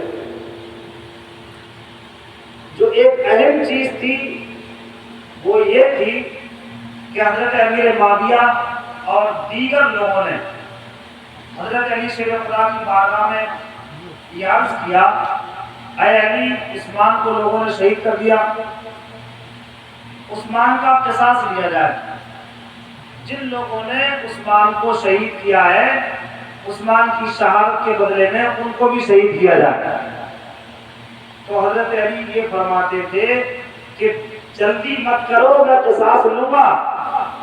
جن لوگوں نے عثمان کو مارا ہے، عثمان کو شہید کیا ہے، میں ان سے قصاص لوں گا، ان کو قتل کیا جائے گا، مارا جائے گا ان کو، لیکن تفتیش کر لی جائے، تحقیق کر لی جائے کہ عثمان غنی کو کن لوگوں نے شہید کیا ہے، کون کون کے وہ لوگ عثمان غنی کو شہید کرنے میں، اس کے بعد ان سے قصاص لیا جائے گا۔ اسی معاملے میں باتیں بڑھتی گئیں اور مسلمانوں میں دو گروہ وہیں سے پیدا ہوئے۔ حالانکہ علی شیر خدا رضی اللہ تعالیٰ عنہ تقریباً 4 سال 8 مہینے، تقریباً 5 سال خلافت کے امور کو انجام دیا ہے، اور بے عینی ہی وہی خلافت راشدہ جو حضور سے چلی آئی تھی، حضرت علی شیر خدا نے بھی وہی کام کیا، اور آپ نے بھی تن من دھن جان مال کے ساتھ اسلام کو آگے بڑھایا ہے۔ اور کیوں نہ بڑھاتے اسلام کو آگے، کیونکہ نبی کریم سرور کائنات حضرت علی شیر خدا کو یہ نشانیاں دے کے گئے تھے کہ علی، جب میرا صدیق بھی چلا جائے گا، جب میرا عمر بھی چلا جائے گا، جب میرا عثمان بھی چلا جائے گا، مسلمانوں میں ایک شور ہوگا، مسلمانوں میں انتشار ہوگا، ایسے وقت میں اگر اسلام کی باتوں کوئی سنبھالے گا تو کوئی اور نہیں بلکہ علی تم سنبھالو گے۔ یہ اشارے دیے تھے پہلے ہی مصطفیٰ جان رحمت نے۔ اچھا، ایک بڑی راز کی بات لکھی ہے کتابوں میں کہ ویسے تو حدیثوں سے بھی یہ ہے کہ حضرت علی شیر خدا کو چوتھا خلیفہ بنایا گیا، یہ حدیث کے مطابق ہے، لیکن ایک حکمت بھی تھی۔ کیا حکمت؟ یہ تھی کہ تقدیر یہ تھی کہ پہلے صدیق جائیں گے، پھر عمر جائیں گے، پھر عثمان غنی جائیں گے، اور پھر کہیں مولا علی جائیں گے دنیا سے۔ تو چوتھا خلیفہ اسی کو بنایا جائے جو سب سے بعد میں دنیا سے جائے، تاکہ نیابت کا حق اللہ کے رسول کی جو ایک بہت بڑا عہدہ ہے وہ چاروں کو مل جائے۔ اگر پہلے ہی حضرت علی خلیفہ بن جاتے تو یہ نیابت کا حق حضرت صدیق کو کہاں ملتا، حضرت عمر کو کہاں ملتا، حضرت عثمان کو کہاں ملتا؟ یہ حکمت علماء نے بیان فرمائی ہے کہ حضرت علی شیر خدا کو چوتھا خلیفہ بنانے میں ایک حکمت یہ بھی ہے کہ صدیق پہلے چلے جائیں گے، اس لیے ان کو پہلے خلیفہ بنا دیا جائے، تاکہ حضور کی نیابت مل جائے. عمر بعد میں جائیں گے دوسرے نمبر پر, عمر کو دوسرا خلیفہ بنا دیا جائے تاکہ ان کو بھی نیابت کا حق حاصل ہو جائے. عثمان تیسرے نمبر پر جائیں گے, عثمان کو خلیفہ بنا دیا جائے تیسرے نمبر پر تاکہ ان کو بھی نائب ہونے کا حق حاصل ہو جائے. اور چوتھے نمبر پر علی جائیں گے تو ان کو تو چوتھے نمبر پر بنا دیا. اچھا بات صحیح بھی ہے کہ نہیں؟ حکمت کی بات ہے, یہ راز کی بات ہے. اور علی شیر خدا بعد میں خلیفہ بنے تو چاروں کو خلافت کا حق مل گیا. صدیق بھی خلیفہ بن گئے, عمر بھی, عثمان بھی, علی بھی. بہرحال حضرت علی شیر خدا نے خلافت کو سنبھالا اور تقریباً آپ نے 5 سال خلافت کو انجام دیا ہے. کون علی؟ علی کے نام سے تو بیدار ہو جاتا نا. کلمہ شریف پڑھو ایک بار, لا الہ الا اللہ محمد رسول اللہ صلی اللہ علیہ وسلم. پریشان تو نہیں ہو جاتا؟ درود پاک پڑھو ایک بار, صلی اللہ علیہ وآلہ وسلم. حضرت علی کی شان جگہ جگہ قرآن میں بیان ہے, بے شمار آیتیں حضرت علی کے تعلق سے نازل کی گئی ہیں. سبحان اللہ. ہاں اچھا, ہم کبھی اپنی تنہائی میں بھی سوچیں تو ہمارا دل یہ فیصلہ کرے گا کہ واقعی ہمارا جو عقیدہ ہے وہ بہت صحیح اور درست ہے کہ نہیں؟ کیونکہ وہ لوگ جو صرف حضرت علی کو مان رہے ہیں اور تینوں خلیفاؤں کو نہیں مانتے ہیں, ان کو گالیاں دے رہے ہیں, ان کو کہتے ہیں کہ وہ غاصب تھے, انہوں نے خلافت کو غصب کر لیا. تو اندازہ لگائیے کہ یہ لوگ دیکھ تھوڑی آئے وہاں پر جا کر, یہ اپنوں کی باتیں بیان کرتے ہیں, کچھ گڑی ہوئی ہے, کچھ سنی سنائی ہے, کچھ اپنی من کی بنا لی. مان لو, فرض کر لو, جب یہ وہاں دیکھیں گے کہ حضرت صدیق اکبر تو صحیح ہے میدان محشر میں, جب سب آئیں گے وہاں, صدیق بھی آئیں گے, علی بھی آئیں گے, سب آئیں گے, ان کا بھی ماننا ہمارا بھی ماننا. اب یہ مانا جائے کہ وہاں صدیق اکبر جب تشریف لائیں گے اور اللہ تعالیٰ میدان محشر میں سب کے سامنے یہ فرمائے گا کہ صدیق غلط نہیں ہے بلکہ صحیح تھے, تو یہ کہاں جائیں گے؟ میدان محشر میں جب حضرت عمر تشریف لائیں گے اور اعلان کیا جائے گا, اے لوگوں عمر اس وقت غلط نہیں تھے بلکہ صحیح تھے اپنی جگہ, تب کہاں جائیں گے یہ لوگ؟ حضرت عثمان غنی کو لایا جائے گا, اعلان ہوگا کہ یہ صحیح تھے اپنی جگہ, تو یہ لوگ کہاں جائیں گے جو عثمان کو گالی دے رہے ہیں؟ تو ہم صحیح ہیں کہ نہیں؟ ہم صدیق کو بھی مان رہے ہیں, ہم عمر کو بھی مان رہے ہیں, ہم عثمان کو بھی مان رہے ہیں, اور الحمدللہ ہم علی شیر خدا مولا کائنات کو بھی مان رہے ہیں. اگر کہیں تھوڑی بہت کمی بھی ہوگی نا تو چاروں مل کر پار لگانے کا نہیں ہے انشاءاللہ. ارے انشاءاللہ کہہ دو, انشاءاللہ کہیں کمی ہوگی تو انشاءاللہ یہ دن یاد رہے گا ہمیں بھی. عثمان غنی سن رہے ہوں گے ہماری باتوں کو, ہمارا عقیدہ ہے, ضرور کہیں گے اللہ کی بارگاہ میں, اللہ یہ وہ لوگ ہیں جو کبھی میرا بھی ذکر کر دیا کرتے تھے. بیٹھے ہم لوگ یہاں پر, یہ عثمان غنی کا ذکر کرنا, علی شیر خدا کا ذکر کرنا انشاءاللہ بہت رنگ دکھائے گا ہمیں. بہرحال زیادہ باتیں لمبی ہو رہی ہیں. میں کر رہا تھا تقریباً 5 سال حضرت مولا علی نے حکومت کی ہے, خلافت فرمائی یہاں, اور آپ کی شان میں. اچھا کوئی ہمیں یہ بتاؤ ہم سنی لوگ اہل سنت کیا علی اور علی کے گھر والوں کی شان بیان نہیں کرتے ہیں؟ اب انشاءاللہ 12 تاریخ تک آپ اہل بیت کی شان سنیں گے انشاءاللہ. آج سے شروع ہے معاملہ. تو یہ لوگ ہمیں بتائیں گے کہ حسین سے محبت کرو, یہ بتائیں گے ہمیں علی سے محبت کرو. ارے ہم تو علی سے اور علی کے گھر والوں سے ایسی محبت کرتے ہیں, علی تو بہت اعلیٰ کوالٹی ہے, اعلیٰ. اگر علی کے گھر کا کوئی چھوٹا سا شہزادہ بھی آ جائے تو ہم اپنی جگہ کو چھوڑ کے کھڑے ہو جائیں.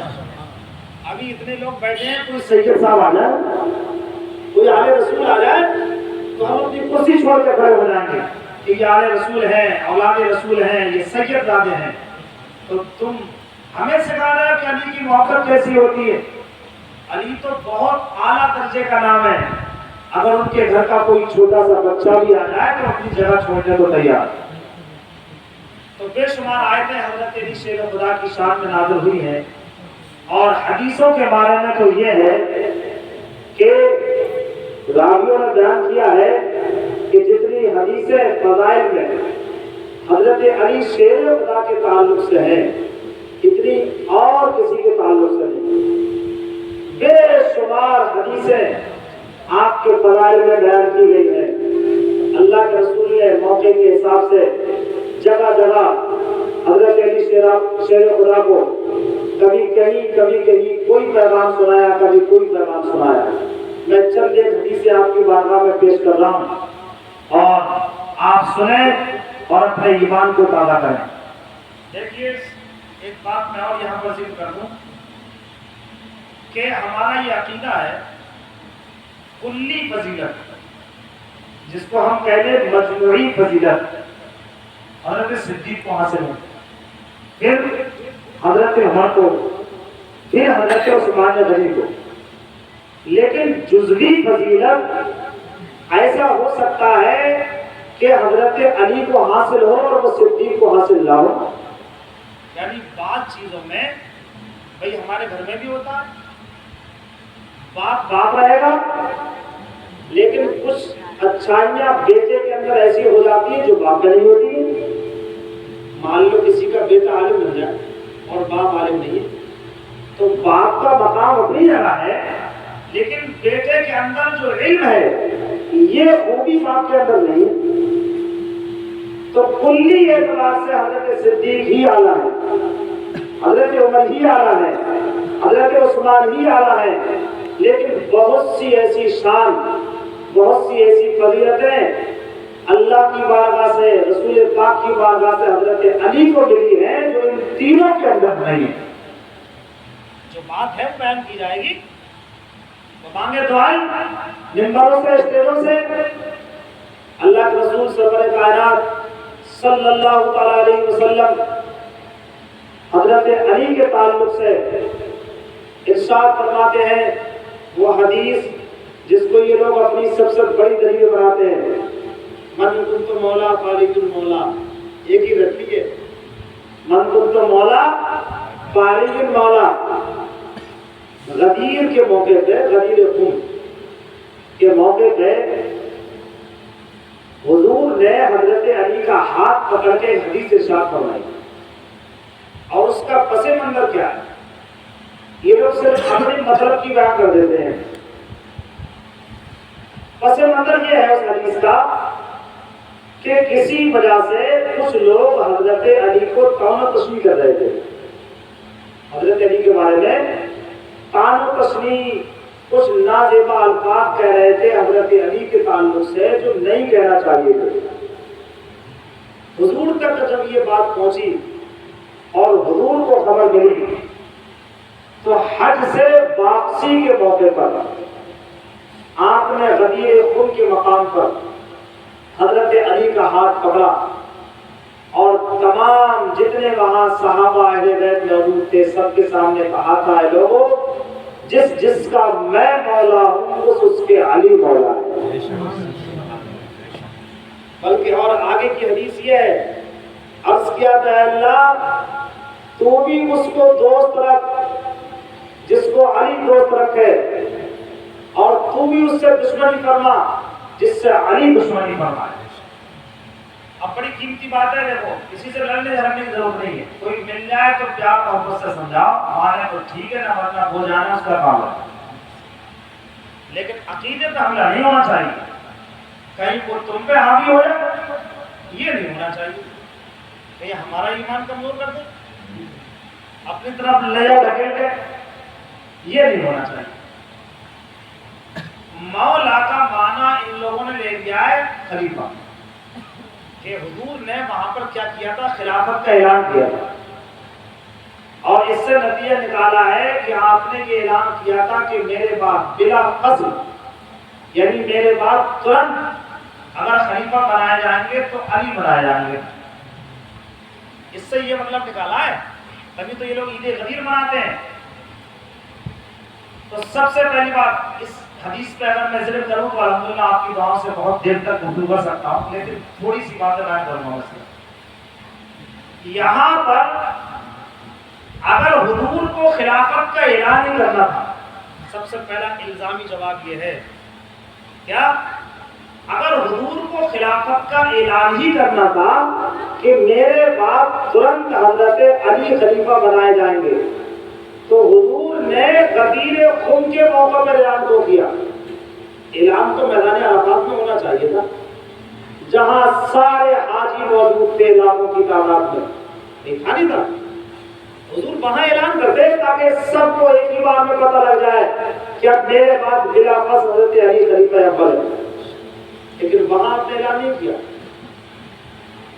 تو وہاں آپ کا ہاتھ پکڑ کے اعلان کرنا، یہاں خلافت کا کوئی مسئلہ ہی نہیں تھا، اور نہ اس لفظ کا یہ معنی ہے کہ خلافت کے معنی میں لے لیا جائے، بلکہ اس کے معنی ہے حضور فرما رہے تھے کہ جس کو علی دوست رکھیں اس کو میں دوست رکھتا ہوں، جس کو میں دوست رکھتا ہوں اس کو علی دوست رکھتے ہیں. اور یہ بھی مراد لے سکتے ہیں کہ جس کا میں مددگار ہوں اس کے علی مددگار ہے. یہ مطلب نہیں ہے کہ خلافت کا اعلان آپ نے کیا. بات سمجھ آ رہی ہے؟ البتہ یہ بھی فضیلت کوئی کم نہیں ہے کہ حضور نے بے شمار صحابہ کے سامنے ہاتھ پکڑ کے حضرت علی شیر خدا کا ارشاد فرمایا تو لوگوں کان کھول کے سن لو، علی سے میں محبت کرتا ہوں، علی مجھ سے محبت کرتے ہیں، اور جس نے علی سے محبت کی اس نے مجھ سے محبت کی، اور جس نے مجھ سے محبت کی گویا کہ وہ اللہ سے محبت کرتا ہے. آپ نے فرمایا جس نے علی سے دشمنی کی تو کان کھول کے سن لو، اس نے مجھ سے دشمنی کی، اور جس نے مجھ سے دشمنی کی اس نے اللہ سے دشمنی کی. یہ فضیلت کون بیان کر رہا ہے؟ حضور بیان کر رہے ہیں. حضرت علی کی شان ہے یہ فضیلت. تو آپ نے یہ اعلان ان لوگوں کے لیے کیا تھا جو لوگ حضرت علی کے تعلق سے غلط بیان کر رہے تھے، تعلق تشمیہ کر رہے تھے، برا بھلا کہہ رہے تھے. آپ نے فیصلہ فرما دیا کہ علی تمہارے الفاظ کے مطابق نہیں ہے، بلکہ علی تو وہ ہے کہ جس کو اللہ نے اور رسول نے مولا بنایا ہے دنیا میں. تم علی کے تعلق سے ایسے کہہ رہے ہو، تم علی کے تعلق سے غلط سلط بیان کر رہے ہو، بلکہ علی کی شان تو یہ ہے. اور بھی اللہ کے رسول سرور کائنات صلی اللہ علیہ وسلم کی بے شمار حدیثیں، اور ایک بہت عظیم فضیلت جو حضرت علی شیر خدا کے حصے میں آئی وہ کسی کے حصے میں نہیں آئی. وہ کون سی ہے؟ وہ یہ ہے کہ آپ نبی پاک کے داماد بنائے گئے، اور داماد بھی کون سی بیٹی آپ کے نکاح میں آئی ہے؟ سیدہ زاہدہ طیبہ طاہرہ جان احمد کی راحت پہ لاکھوں سلام. وہ بیٹی حضرت علی شیر خدا کے نکاح میں آئی ہے کہ جس بیٹی کی خاطر خود حضور کھڑے ہو جایا کرتے. سبحان اللہ. آپ نے یہ حدیث سنی ہوگی کہ حضرت فاطمہ جب کبھی کبھی تشریف لاتی تھی حضور کی بارگاہ میں تو حضور کھڑے ہو جاتے تھے اور اپنی بیٹی کی پیشانی کو بوسے دیا کرتے. بلکہ روایت کیا جاتا ہے کہ حضرت ابو بکر نے بھی، حضرت عمر رضی اللہ تعالیٰ عنہ نے بھی، دیگر صحابہ نے بھی حضور کی بارگاہ میں پیغام بھیجے یا رسول اللہ حضرت فاطمہ کا نکاح ہمارے ساتھ کر دیا جائے. لیکن پیغام آتے تھے حضور منع فرماتے تھے کہ نہیں، حضور منع فرماتے تھے کہ نہیں، حضور منع فرماتے تھے کہ نہیں. اس لیے کہ حضور اللہ کی طرف سے وحی کے انتظام میں تھے کہ جو اللہ میرا حکم فرمائے گا میں اس کے مطابق عمل کروں گا. حضرت علی شیر خدا سے کہا، بلکہ یہ بھی تعریف ہے. سبحان اللہ. دیکھیں کتنی محبت تھی. حضرت عمر علی سے کتنی محبت کرتے تھے، حضرت ابوبکر علی سے کتنی محبت کرتے تھے. ان دونوں نے کہا ہے حضرت علی سے، علی اب تم جاؤ، تم اپنا پیغام حضور کی بارگاہ میں رکھو. حضرت علی نے منع بھی کیا تھا کہ میں کیسے رکھ سکتا ہوں، یہ جرأت میں کیسے کر سکتا ہوں، لیکن آپ چند صحابہ کے مشوروں سے اور اللہ کے حکم کے مطابق حضور کی بارگاہ میں پہنچ گئے. عرض کر دیا یا رسول اللہ میں اس مقصد سے آیا ہوں. آپ نے ارشاد فرمایا علی تم ہی اس مقصد سے نہیں آئے ہو بلکہ تم یہاں تو بعد میں آئے ہو، آسمانوں میں اللہ نے تمہاری اور فاطمہ کا نکاح پہلے ہی کر دیا ہے. سبحان اللہ. کلمہ شریف پڑھ لیں، لا الہ الا اللہ محمد رسول اللہ صلی اللہ تعالی علیہ وسلم. تو یہ حضرت علی کی فضیلت ہے، وہ جو نہ صدیق کو ملی، وہ جو نہ عمر کو ملی. حضرت فاطمہ حضرت علی مشکل کشا کے نکاح میں آئیں اور ایسا نکاح اللہ کی مرضی کے مطابق جبریل وحی لے کے آ گئے.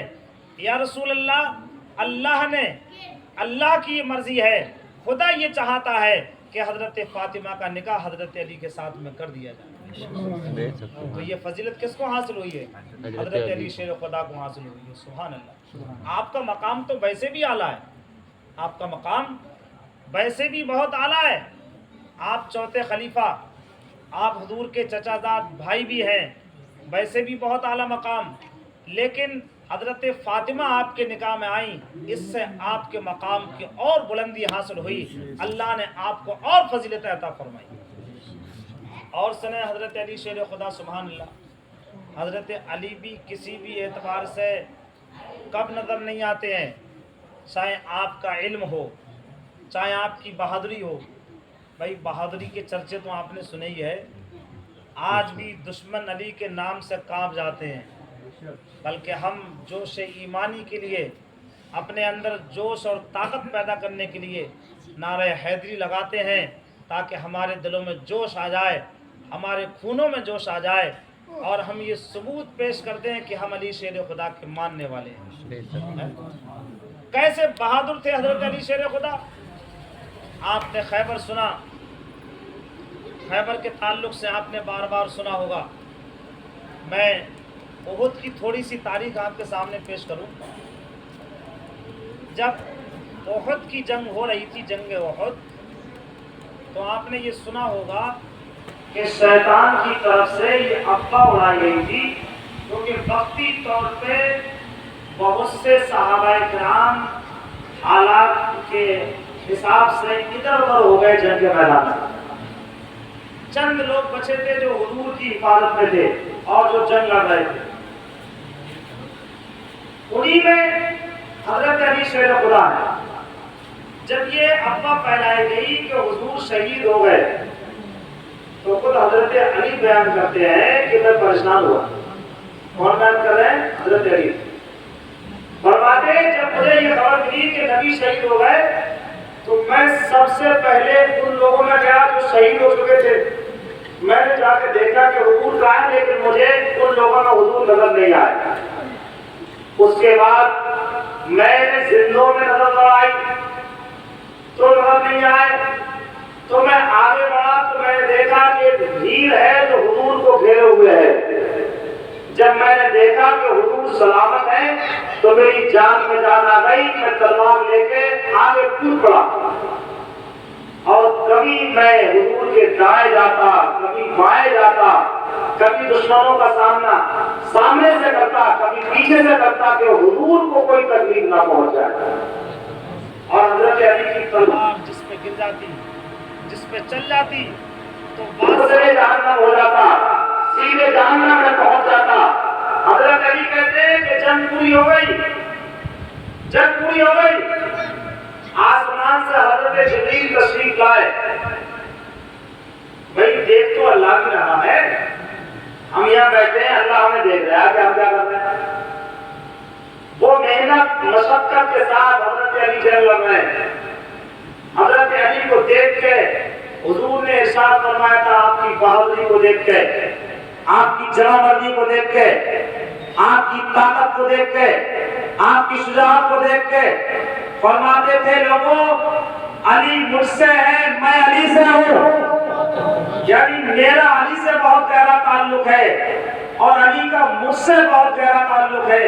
اتنے میں حضرت جبریل تشریف لے آئے، سبحان اللہ۔ حضرت جبریل آ گئے اور عرض کی یا رسول اللہ، آج علی نے جو جنگ لڑی ہے، علی نے جو بہادری دکھائی ہے، اس بہادری کے چرچے آسمانوں میں ہو رہے ہیں، اور نبی پاک جو آپ نے کہا ہے کہ علی مجھ سے ہے، میں علی سے ہوں، میں آپ کی بارگاہ میں عرض کرتا ہوں کہ میں تم دونوں سے ہوں۔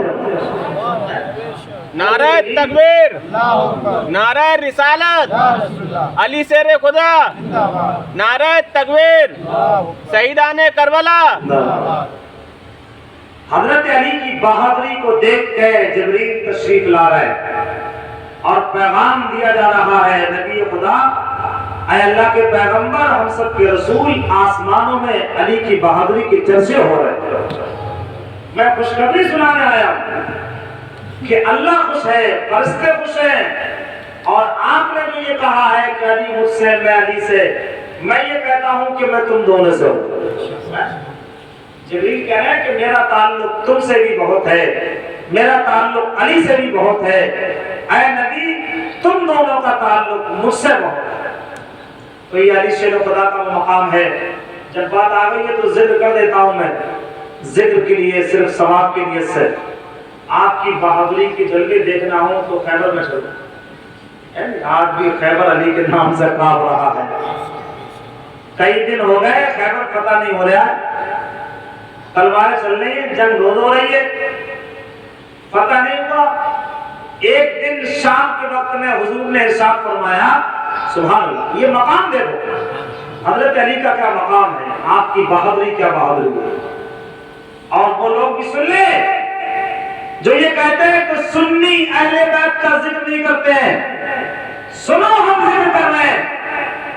علی کی شان دیکھو، علی کی قوت دیکھو، علی کی بہادری دیکھو کہ خیبر کا وہ قلعہ جو کئی دن تک فتح نہیں ہوا، ایک دن اللہ کے رسول نے ارشاد فرمایا کہ صبح کو میں اسلام کا جھنڈا اس کے ہاتھ میں دوں گا جو اللہ و رسول کو پسند کرتا ہے، اور اللہ و رسول اس کو پسند کرتے ہیں، اور اس کے ہاتھوں سے خیبر کو فتح کر دیا جائے گا۔ رات بھر صحابہ میں بے چینی رہی تھی اس دن کہ وہ کون سا خوش نصیب ہے۔ سب کے دلوں میں یہ امیدیں تھی کہ کاش کل جھنڈا ہمیں مل جائے، کیونکہ سب کو یقین ہو گیا تھا کہ صبح قلعہ فتح ہو جائے گا۔ جب حضور نے کہہ دیا تو فتح ہو جائے گا۔ آسمان ادھر سے ادھر ہو سکتا ہے، زمین پھٹ سکتی ہے، آسمان ٹکڑے ٹکڑے ہو سکتا ہے، لیکن میرے مصطفیٰ نے جو کہہ دیا وہ ہو کے رہے گا، ہو کے رہے گا۔ اس لیے کہ خدا چاہتا ہے رضائے محمد، دنیا والے چاہتے ہیں اللہ راضی ہو جائے، اور اللہ کی منشا، اس کا ارادہ یہ ہے کہ میرا محبوب مجھ سے راضی رہے۔ سب جانتے تھے خیبر صبح فتح ہو جائے گا۔ صبح ہوئی تو سب ایک دوسرے کو دیکھتے تھے، لیکن نبی پاک جیسے ہی تشریف لائے آپ نے پکارا، لوگوں علی کہاں ہے؟ سبحان اللہ، علی کہاں ہے؟ کسی نے کہا کہ ان کی تو آنکھیں رک رہی ہیں، فرمایا بلایا جائے۔ پتہ یہ لگا کہ یہ حکم اللہ کی طرف سے تھا، یعنی آنکھیں رک بھی رہی ہیں، تکلیف ہے، پھر بھی کہا جا رہا کہ نہیں بلا کراؤ، یہ کام علی ہی کریں گے اور کوئی نہیں کرے گا۔ آج بلا کے لایا گیا، حضور نے اپنا لعاب، اپنا تھوک علی کی آنکھوں میں لگایا، آنکھیں ایسی ہو گئی کہ جیسے کبھی تکلیف تھی نہیں۔ جس کی تسکی سے روتے ہوئے ہنس پڑے، جس کی تسکی سے روتے ہوئے ہنس پڑے، اس تبسم کی عادت پہ لاکھوں سلام۔ آنکھیں صحیح ہو گئی، تلوار لے کے اسلام کا جھنڈا علی کے ہاتھ میں دے دیا، جانے لگے۔ اللہ کے رسول کی بارگاہ میں عرض کرتے ہیں، یا رسول اللہ میں اس وقت تک جنگ لڑوں گا جب تک کہ یا تو یہ کلمہ پڑھ لے، اور نہیں تو ان کو اپنی تلوار سے ان کو جہنم میں پہنچا دوں۔ جاتے جاتے حضور نے ارشاد فرمایا، علی پہلے جا کے سمجھا دیو تھوڑا، کیا آپ کا ماننا ہے؟ اگر مان گئے تمہاری تبلیغ کے ذریعے تو تمہارے لیے اتنا صدقہ کرنے کا ثواب اس سے زیادہ بہتر ہے کہ تمہاری تبلیغ سے کوئی ایمان لے آئے۔ تلوار لے کے پہنچ گئے علی میدان میں، مرحب، کہیں کہیں مرحب لکھا ہے اس کا نام، بہت بہادر، ہزاروں آدمی سے تنے تنہا لڑ سکتا تھا۔ حضرت علی کو اپنی بہادری سنا رہا تھا خیبر میں کہ میں بہت بہادر ہوں، تلوار چلانا جانتا ہوں، ہتھیار چلانا جانتا ہوں میں۔ حضرت علی نے ارشاد فرمایا تو بھی نہیں جانتا، میری ماں نے میرا نام حیدر رکھا ہے، حیدر، میں پیدائشی شیر ہوں میں۔ اچھا اسی لیے تو جو بہادری علی شیر خدا کے خون میں تھی، یہی تو بہادری کربلا کے میدان میں علی کے لالوں نے دکھائی تھی۔ ننھا سا اصغر ہے لیکن 6 مہینے کے اصغر نے بھی کربلا کو ہلا کے رکھ دیا تھا۔ اے کربلا والوں، میں اپنی شہادت سے تمہیں گواہ بنا رہا ہوں، جس طریقے سے میری شہادت گواہ بن جائے کہ میری رگوں میں بھی خون کوئی عام خون نہیں ہے بلکہ حیدر کرار کا خون، اسی شیر کا خون ہے میری رگوں میں بھی، تاکہ میرا خون بھی شہادت میں شامل ہو۔ اپنی بہادری کے چرچے سنا رہا تھا کون؟ مرحب۔ تاریخوں میں ہے کہ ایک ہی تلوار، ایک ہی بار تھا ذوالفقار حیدری کا، اس کی خود کو چیرتے ہوئے، اس کے جسم کو چیرتے ہوئے زمین میں دھس گئی تھی تلوار، اور ایک ہی میں جہنم میں پہنچا دیا۔ شور بپا ہو گیا، تھوڑی دیر میں دیکھتے کیا ہے کہ خیبر کے قلعے کا جو دروازہ تھا، حضرت علی شیر خدا نے اپنی طاقت سے اس کو اکھاڑ لیا۔ سبحان اللہ، کیسی طاقت ہوگی حضرت علی کی، کیسی قوت ہوگی حضرت علی کی، کیسی بہادری ہوگی حضرت علی کی کہ خیبر کے دروازے کو کھیل لیا میں۔ اور صرف وہ کیا نہیں تھا بلکہ لکھا ہے تاریخوں میں کہ آپ نے اس کو اپنی ڈھال بنا لیا تلوار کے بار روکنے کے لیے۔ خیبر کا قلعہ فتح ہو گیا۔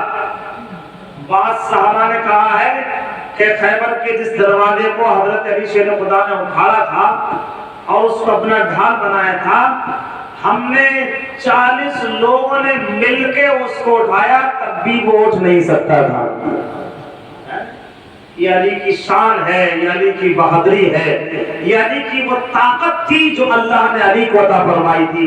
اس لیے تو ہم کہتے ہیں کہ علی اس بہادر کا نام ہے، جب خیبر میں پہنچا ہے تو دشمنوں کے چھکے چھڑائے ہیں۔ علی اس بہادر کا نام ہے، جب بدر میں پہنچا ہے تو دشمنوں کے چھکے چھڑائے ہیں۔ علی اس بہادر کا نام ہے، جب احد کی تاریخ میں پہنچا ہے تو دشمنوں کے چھکے چھڑائے ہیں۔ اور آج بھی علی اس بہادر کا نام ہے جو جانتے ہیں وہ علی کے نام سے کب کب آؤ گے۔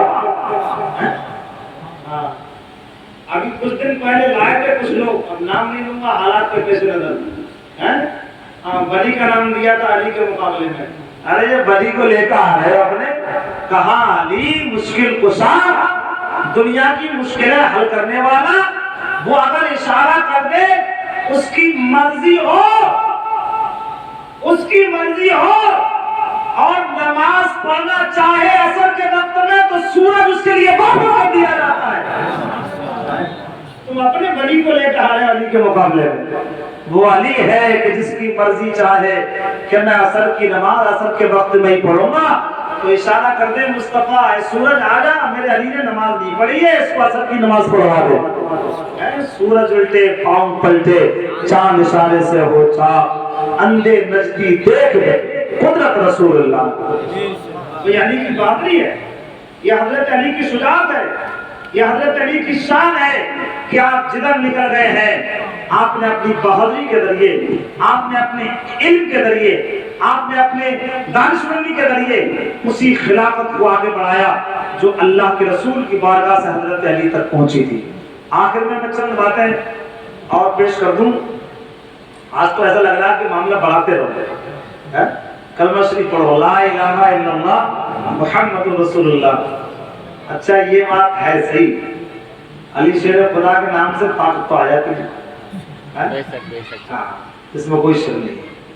اچھا دیکھو سب کے اپنے مقام ہیں, مقام سب کے اپنے ہیں, لیکن ان لوگوں کے لیے, کس کے لیے, علی اور علی کے گھر والوں کے لیے میں اتنا کہوں کہ شریعت ان کے گھر کی ہے, طریقت ان کے گھر کی ہے, عدالت ان کے گھر کی ہے, سخاوت ان کے گھر کی ہے, اور بروں کو بخشوا لینا یہ عادت ان کے گھر کی ہے تو سب انہیں کا, یہ بات ماننا پڑے گی آپ کو, ہے سب مصطفیٰ جان رحمت کا ہی, سب کا علی کا ہی ہے, سب کا فاطمہ کا ہی ہے, سب کا حسن حسین کا ہی ہے, سب کا نبی کا ہی ہے, جو بھی دنیا میں جس کو بھی ملا ہے سب علی کے گھرانے کا صدقہ ہے. ہمارے دلوں میں جوش آ جاتا ہے علی کا نام سن, یہ علی کی شان. اچھا دو روایتیں جو میں پیش کرنا چاہ رہا ہوں وہ سن لو پھر سلام کریں. کیا ختم کر دیں گا, سنا دیں. حضرت علی شیر خدا بہادر تو تھے, آپ کی بہادری میں ایک آدھ گھنٹے کی تقریر میں آپ کو نہیں سنا سکتا ہوں. آپ کا علم بھی بہت اعلیٰ ہے. حضور نے خود فرمایا نہیں فرمایا کہ میں علم کا شہر ہوں اور علی اس کے دروازہ ہے. تو اس میں کوئی شک نہیں ہے, یہ حقیقت بات ہے. ایک یہودی حضور حضرت علی کی بارگاہ میں آیا, اور یہودی, وہ یہودی جو تھا بہت چالاک تھا. اس نے سوچا کہ میں آج علی کو پھانسوں گا. کسے؟ علی کو پھانسوں گا. اس نے ایک سوال کیا, علی یہ بتاؤ میری داڑھی بہت ہلکی ہے اور تمہاری داڑھی بھاری ہے, کیا تمہاری میری داڑھی کا ذکر قرآن میں ہے کہیں؟ سبحان اللہ. حضرت علی کو علم سے نوازا تھا اللہ, ایسا علم ایک دن تو یہ کہہ بیٹھے علی کہ آج جو چاہو تم مجھ سے پوچھ لو, جو چاہو. تو حضرت جبریل بھی آ گئے تھے حضرت علی کی بارگاہ میں, حضرت علی کے پاس. حضرت جبریل آئے انسانی شکل میں, پوچھا کہ ہم بھی ایک سوال پوچھنا چاہتے ہیں. فرمایا بتائیے. یہ بتائیں کہ اس وقت جبریل کہاں پر ہے؟ حضرت علی ارشاد فرماتے ہیں کہ ہم دو لوگ ہیں, ہم دونوں میں سے کوئی ایک جبریل ہے. سبحان اللہ. کیا علم تھا حضرت علی کا جو اللہ نے دیا تھا حضرت علی کو. جواب ہو گیا حضرت جبریل کا. کہتے ہیں کہ واقعی علی جو نبی نے فرمایا ہے وہ سچ اور حق ہے, سچ ہے, حق ہے. جبریل کہتے ہیں کہ ہاں علی, علی تو تم ہی ہو. جب ہم دونوں میں کوئی جبریل ہے تو تم علی ہو, تو میں جبریل ہوں. کہ علم تھا حضرت علی کا. تو یہودی سوچنے لگا میں پھنسا دوں گا. ارے تو پھنسائے گا حضرت علی کو. حضرت علی سے پوچھا کیا قرآن میں ذکر ہے؟ تو کیا شاندار آیت پڑھی ہے حضرت علی نے قرآن کی, ایمان تھا. میں نے تو جب یہ آیت پڑھی میرا دل خوش ہو گیا. سبحان اللہ. آج بھی پاری کی آیت ہے, والبلد الطیب یخرج نباتہ بإذن ربی والذی خبث لا یخرج الا نقدا. اللہ فرماتا ہے, حضرت علی نے اپنی داڑھی کے بارے میں ثبوت دیا قرآن سے. اللہ فرماتا ہے کہ سن, اللہ فرماتا ہے کہ وہ پاکیزہ زمین, پاکیزہ زمین اللہ تعالیٰ اپنے حکم سے اس میں خوب اگاتا ہے, اور جو ناپاک زمین ہے, خبیث زمین ہے, اس میں تو تھوڑا ہی بہت اگتا ہے. تو جو علی کی داڑھی ہے یہ پاکیزہ ہے, اور یہودی جو تیری داڑھی ہے وہ ناپاک ہے. اس لیے تیری داڑھی تھوڑی ہے, علی کی داڑھی ٹھیک ہے. حضرت علی نے آیت پڑھی قرآن کی کہ یہ تو اللہ نے قرآن میں ہے.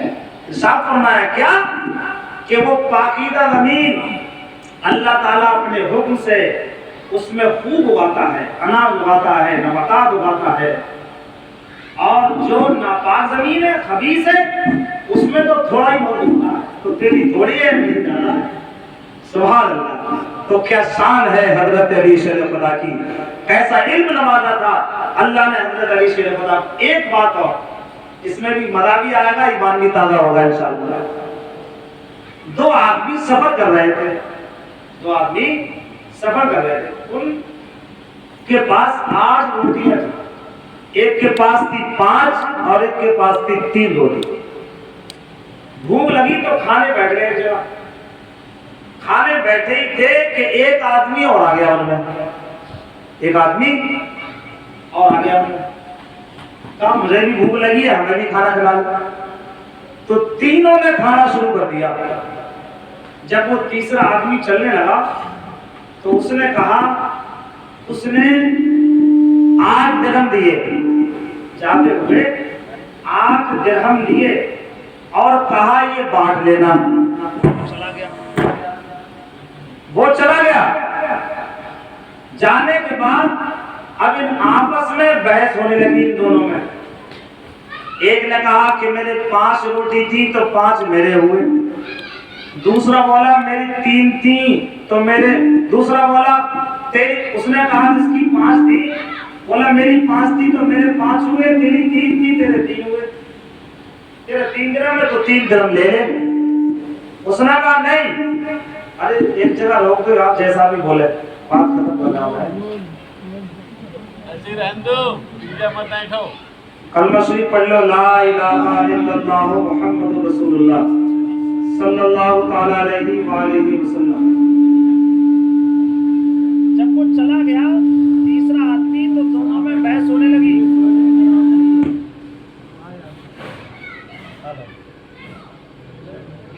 صلی اللہ تعالی علیہ وآلہ وسلم۔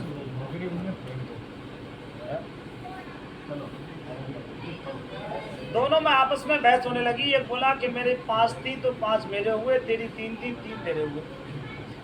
لیکن جو 3 والا تھا وہ ماننے کو تیار نہیں ہوا، بولے نہیں سب نے مل کے کھائیں گے تو آدھے آدھے ہوں گے، آدھے آدھے ہوں گے، 4 تو لے 4 میں لوں گا۔ لیکن ماننے کو تیار نہیں ہوا۔ یہ فیصلہ لے کے پہنچ گئے دھوکے میں علی کے پاس۔ جب حضرت علی کے پاس پہنچے اور اپنا مقدمہ پیش کیا کہ معاملہ یہ ہے، ایسا ایسا ہوا ہے، ہم اس کو 3 درہم دے رہے ہیں تو یہ 3 لے نہیں رہا ہے، تو حضرت علی نے فرمایا 3 لے لے میں 1 ہی ملے گا۔ حضرت علی فرماتے ہیں کہ ابھی 3 مل رہے ہیں تو غنیمت ہے معاملہ، 3 لے لے، نہ حساب لگاؤں گا تو 1 ہی ملے گا، لیکن مانا نہیں، ضدی ہو۔ حضرت علی شیر خدا نے ارشاد فرمایا سن، جب تو حساب ہی کرانا چاہنا تو سن۔ 3 آدمی تھے روٹی کھانے والے، اور روٹیاں کتنی تھی؟ 8۔ ایک روٹی کے 3 ٹکڑے کرو، کتنے ہوئے؟ 8 × 3 = 24۔ 3 لوگ کھانے والے ہیں، تینوں نے کتنے ٹکڑے کھائے؟ 8 کھائے، نہیں کھائے، ایک ساتھ کھائے 8 کھائے تو تیری 3 روٹی تھی، تیری روٹیوں کے ٹکڑے کتنے ہوئے؟ 9۔ تو 8 تو خود ہی کھا گیا، تیرا تو 1 ہی ٹکڑا بچا ہے۔ بھائی بچا نہیں بچا؟ 8 تو خود ہی کھا گیا تو تیرا تو 1 ہی بچا ہے۔ وہ 3 مل رہے تھے تو وہ بھلے تھے، اب تیرا 1 ہی ہے۔ تو یہ حضرت علی شیر خدا کا علم ہے جو اللہ تعالیٰ نے عطا کیا تھا اپنے نبی کے واسطے سے۔ بہرحال باتیں تو بہت ساری ہیں، تھوڑی سی وقت میں کچھ سنایا نہیں جا سکتا ہے۔ آخر میں میں چلتا ہوں میں آپ کو علی شیر خدا نبی پاک کے داماد، وہ 14 خلیفہ، اسلام کا عظیم شہنشاہ، وہ عظیم شہزادہ جس کے نام سے آج بھی ایوان بابل میں زلزلہ آ رہا ہے، دشمن کاٹتے ہیں۔ ان کو بھی آخر میں ایک وقت ابن ملجم کے نام، ابن ملجم نے، جس کا نام ابن ملجم تھا، اس نے حضرت علی کو شہید کر دیا۔ ایسا بات کیا کہ آپ بھی شہید ہو گئے۔ کئی دن تک شاہ بستر پر آپ علی رہے، اور 21ویں رمضان کو بعد میں کہا ہے کہ 70ویں رمضان کو آپ کا حملہ ہوا تھا، تو 19ویں رمضان کو آپ کا وصال ہوا۔ بات جگہ ہے 19ویں کو حملہ ہوا تھا تو 21ویں رمضان کو آپ نے شہادت فرمائی، اور جیسے آپ کا حملہ ہوا تھا اس ابن ملجم نے حملہ کیا تھا تو آپ نے کہا تھا لوگوں اللہ کی قسم، کعبہ کے رب کی قسم، میں کامیاب ہو گیا، مجھے کامیابی مل گئی۔ جو مشن مجھے رسول سے ملا تھا، جو امت سے ملا تھا، جو عثمان سے ملا تھا، جس دین کی ذمہ داری میرے کاموں میں آئی تھی، جو نبوت کا